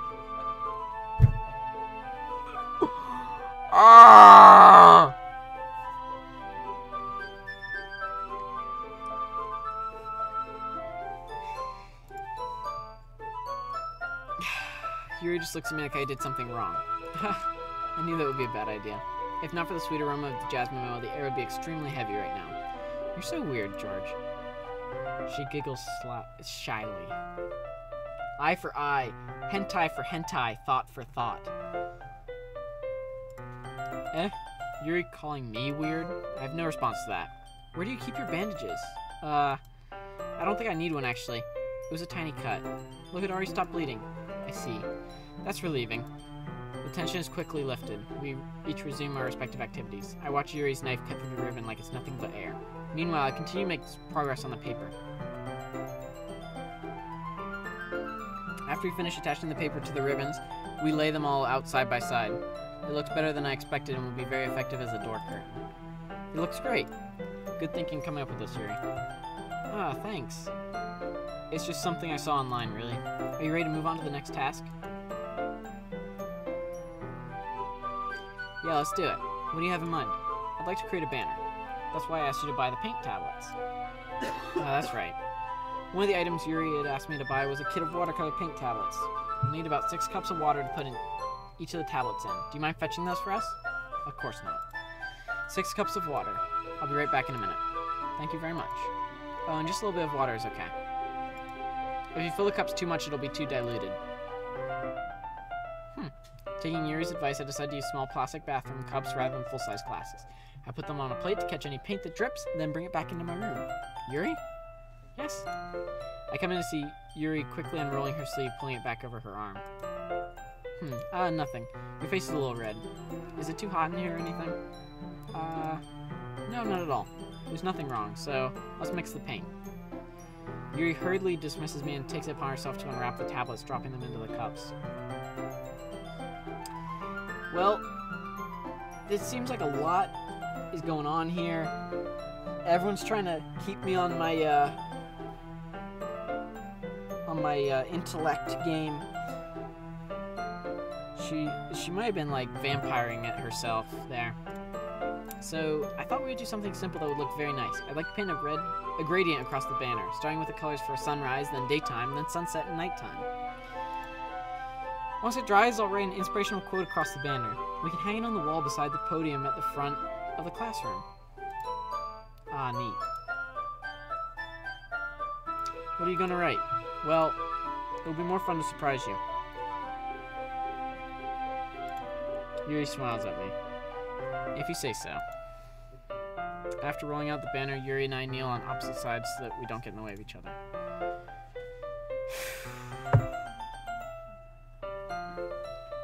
Yeah, she probably looked through the desk drawer and shit. That's not okay. I don't know if I'm okay with that. Yuri uses a brush and adds a few dots of different colors across the banner to serve as a color guide when we paint. What the fuck? Excuse me, sir! This kind of reminds me of elementary school. Painting on a banner with watercolors feels a lot like the art class projects we had back then. Just unplug your speakers. Okay. I'm sorry if this feels too childish. No, I didn't mean that at all. It's kind of fun, you know? Yeah, it is fun. I'm glad you feel that way too. Yuri stopped painting for a moment, thinking to herself. For me, I don't need to go out and do crazy things to have fun. In fact, I usually don't even want to. I just like when I can spend time with one other person. Even if that's something simple like reading, it doesn't even matter if we don't talk much. Just having a friend next to me makes things feel a little bit nicer. Alright, if you guys are here and have not done so already, please remember to leave a like on the stream. If you'd like to join our Discord, the link is in the description below. And please feel free to subscribe to us or follow us as well, because that helps and it's great. And we love you all. I think that's all it takes for me to be happy. Is that so? Even if Yuri and I are quite different, I can understand where she's coming from. I feel that way about things like anime and games, where simply sharing the experience with someone can make me happy. Yuri smiles gently. I knew you'd understand. Yuri leans over the banner to grab an unused paintbrush, but I move at the same time, causing my head to bump into hers. Yeah. Sorry. Yuri reels back, and I quickly lift my hands in surprise. Are you hurt? No, I'm not hurt. It just startled me, that's all. Sorry, I should have asked you to get it for me. It's not your fault. Your face. There are droplets of paint on Yuri's face and neck. Is there something on my face? Yeah, I accidentally got paint on you. Sorry, it's totally my fault. I'll get a towel right away. I rush out and fetch a small towel, then dampen it with hot water. I return to my room and kneel back down in front of her. Wonderful. Here, I pat down Yuri's face and neck with the towel. I don't need to be doing this. This is not... I'm not chasing after intellect at this point. What is this? Is something wrong? It's hot, I just didn't expect it. Sorry. I didn't want to use cold water. Having finished, I start to retract my hand, but Yuri suddenly holds my wrist. Wait. Just for a little longer. Oh my god. This is not chasing the intellect! I have to cleanse myself real fast. Alright, we'll resume our pursuit of intellect. Feels really nice. I keep my hands still against Yuri's neck.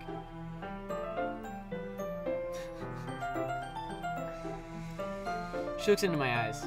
It's an intense expression that I recognize from when she reads her books. Almost as if she's lost in a daze, enveloped by her own thoughts. She breathes gently, half through slightly parted lips. What is happening? Is it the aroma of the jasmine oil giving me this dizzy feeling? No, it's probably that I've strayed from the path of righteousness.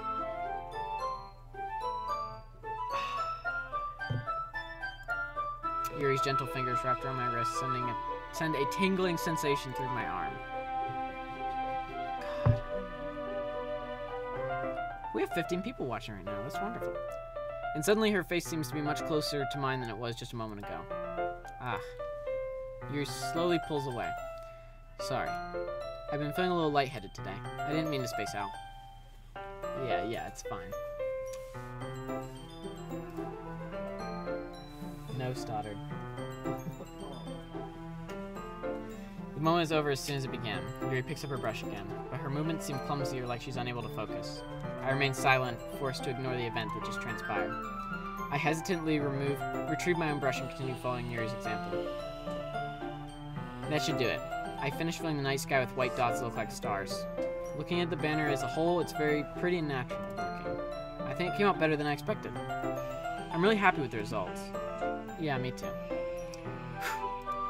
Are you going to add the lettering now? Not yet. It needs to dry first. That's true, but won't that take a while? Well, perhaps it would be best to leave it here and then have you bring it in the morning. I can do the lettering in the classroom before our event starts. Is that okay?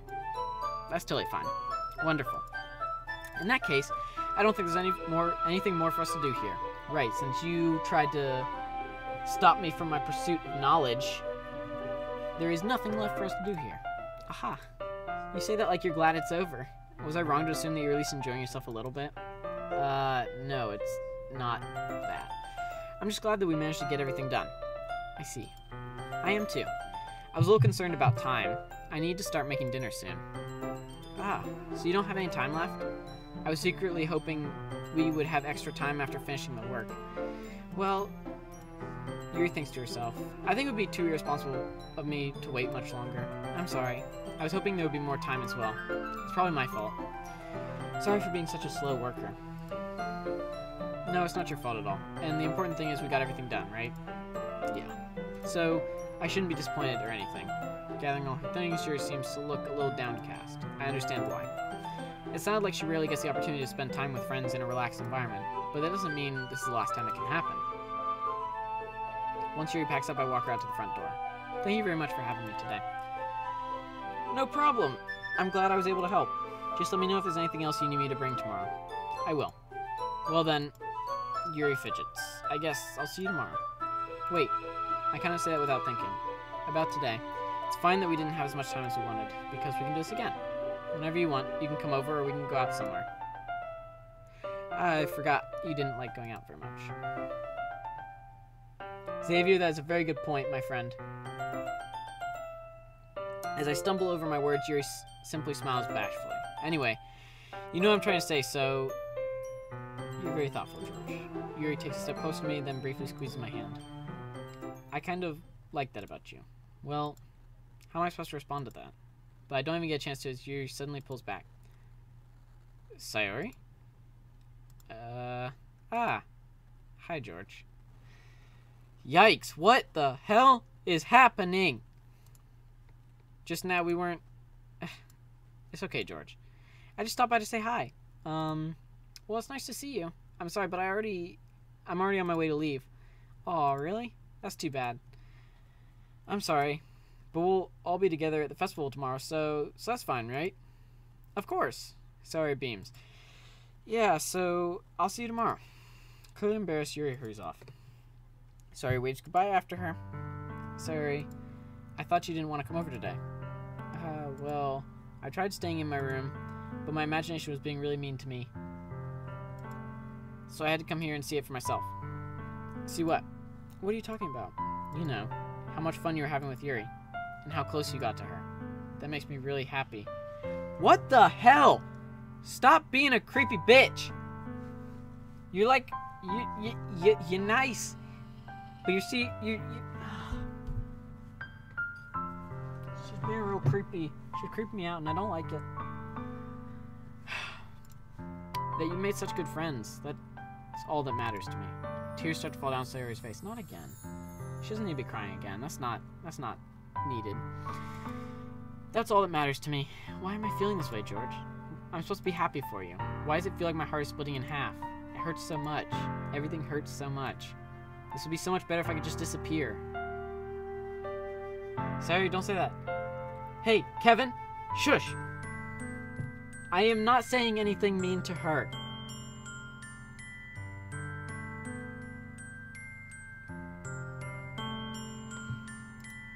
It's true, George. If I wasn't here, then you wouldn't have to waste your sympathy on me.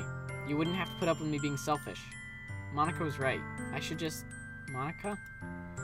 Monica was right about what? Sorry, what I said before is true. I'm not going to let this continue. Just caring about you like this isn't the burden your mind is making it out to be. It's something that makes me happy. It's something that I wouldn't trade for anything else. So even if it takes an entire lifetime, I'm going to be by your side until you don't feel any more pain. But Sayori looks away. I put a hand on her shoulder to reassure her. I'm scared, George. I'm really scared. What are you scared of, Sayori? I'm scared that I might like you more than you like me.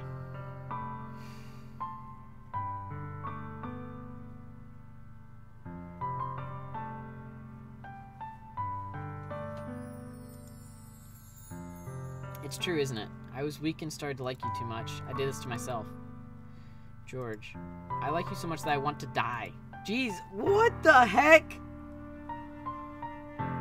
I can't. I gotta protect. I gotta protect. I cannot attack. I can only protect. That's how I feel. And that's enough, Sayori. I don't want you to hurt anymore. I slide my hand down Sayori's arm and squeeze her hand in my own. Do you remember how I said I always know what's best for you? Do you still believe me? Wordlessly, Sayori nods. Even if you don't understand all of your own feelings, I know what you need the most right now. And that's what I'm going to give to you.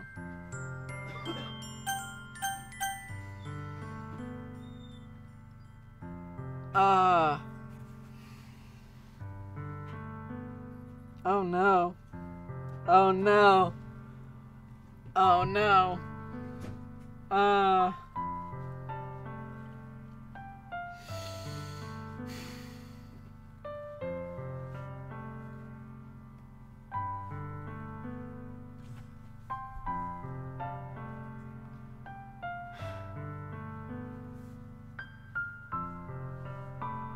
How do I fix this situation without lying to myself or others?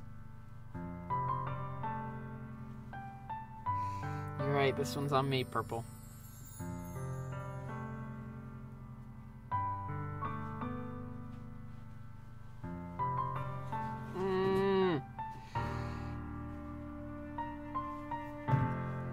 I love you! Those are my true feelings. So there's no way you could like me more than I like you. I should have realized it sooner. But spending time with everyone at the club, making new friends, and having fun with you every day, it helped me realize that you're truly the most important person to me. That's why I'll accept any of your burdens. As long as we continue like this every day. I protect my friends. Then I know we'll both be happy. Aw, I do not have that color hair! Suddenly, Sayori wraps her arms tightly around me. George, is this really okay? Yeah. I held Sayori in my arms and pulled her closer. You'll never have to let go of me again. I love you, George. Ugh! Ah! I want to be with you forever. Me too. Ah! I feel Sayori's grip weaken a little bit. What is this? Sayori. I'm supposed to be happy right now. I always thought this would be the happiest moment for me. But why? Even now, why won't the rain clouds go away? They're not going away at all, George. It's okay, Sayori. It might take some time for things to get better again, but no matter how long it takes, I'll be there every step of the way. That's all that matters right now. Okay. I trust you. Sayori and I slowly release each other. So, I guess that makes the festival tomorrow our first date, huh?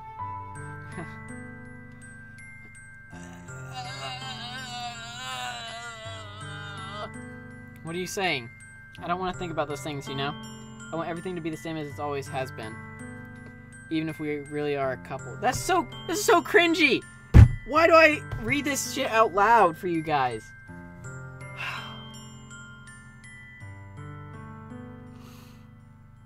Can I not love more than one? I don't know if I could handle anything more right now. It's really new and scary to me. I understand. We'll go at whatever pace suits you best.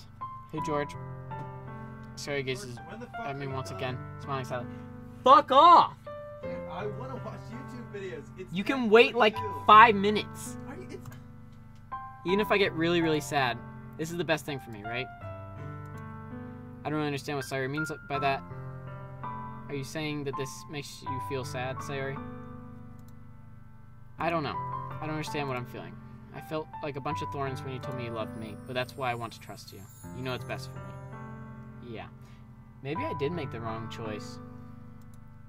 I do. That's my promise. I say that, but in reality, I've never felt more uncertain when it comes to Sayori. I know that I love her and that she loves me, but I'm having as much trouble understanding Sayori's feelings as she is. Even though I can comfort her, I keep wondering if I should be doing something more or something different. I know these thoughts will continue to plague me until things are back to the way they were. Is that what Sayori meant by not wanting anything to change? I don't know. But I know that I'll give it everything I've got. Sayori's the most important person to me, and I'll do whatever it takes to have a happy future with her. It's the day of the festival. Alright. That is where we're going to stop for tonight. Alright. We're going to hit save. We're going to return to the menu. It's over? It is not over yet. And we will contemplate my choices over this next week. Thank you guys so much for watching. It is the day of the festival. We're going to stop there, because I got to keep you guys on your toes. And if you guys want to talk in the Discord after this, I will be there, and you can feel free to chat with me. Anyways, good night, guys.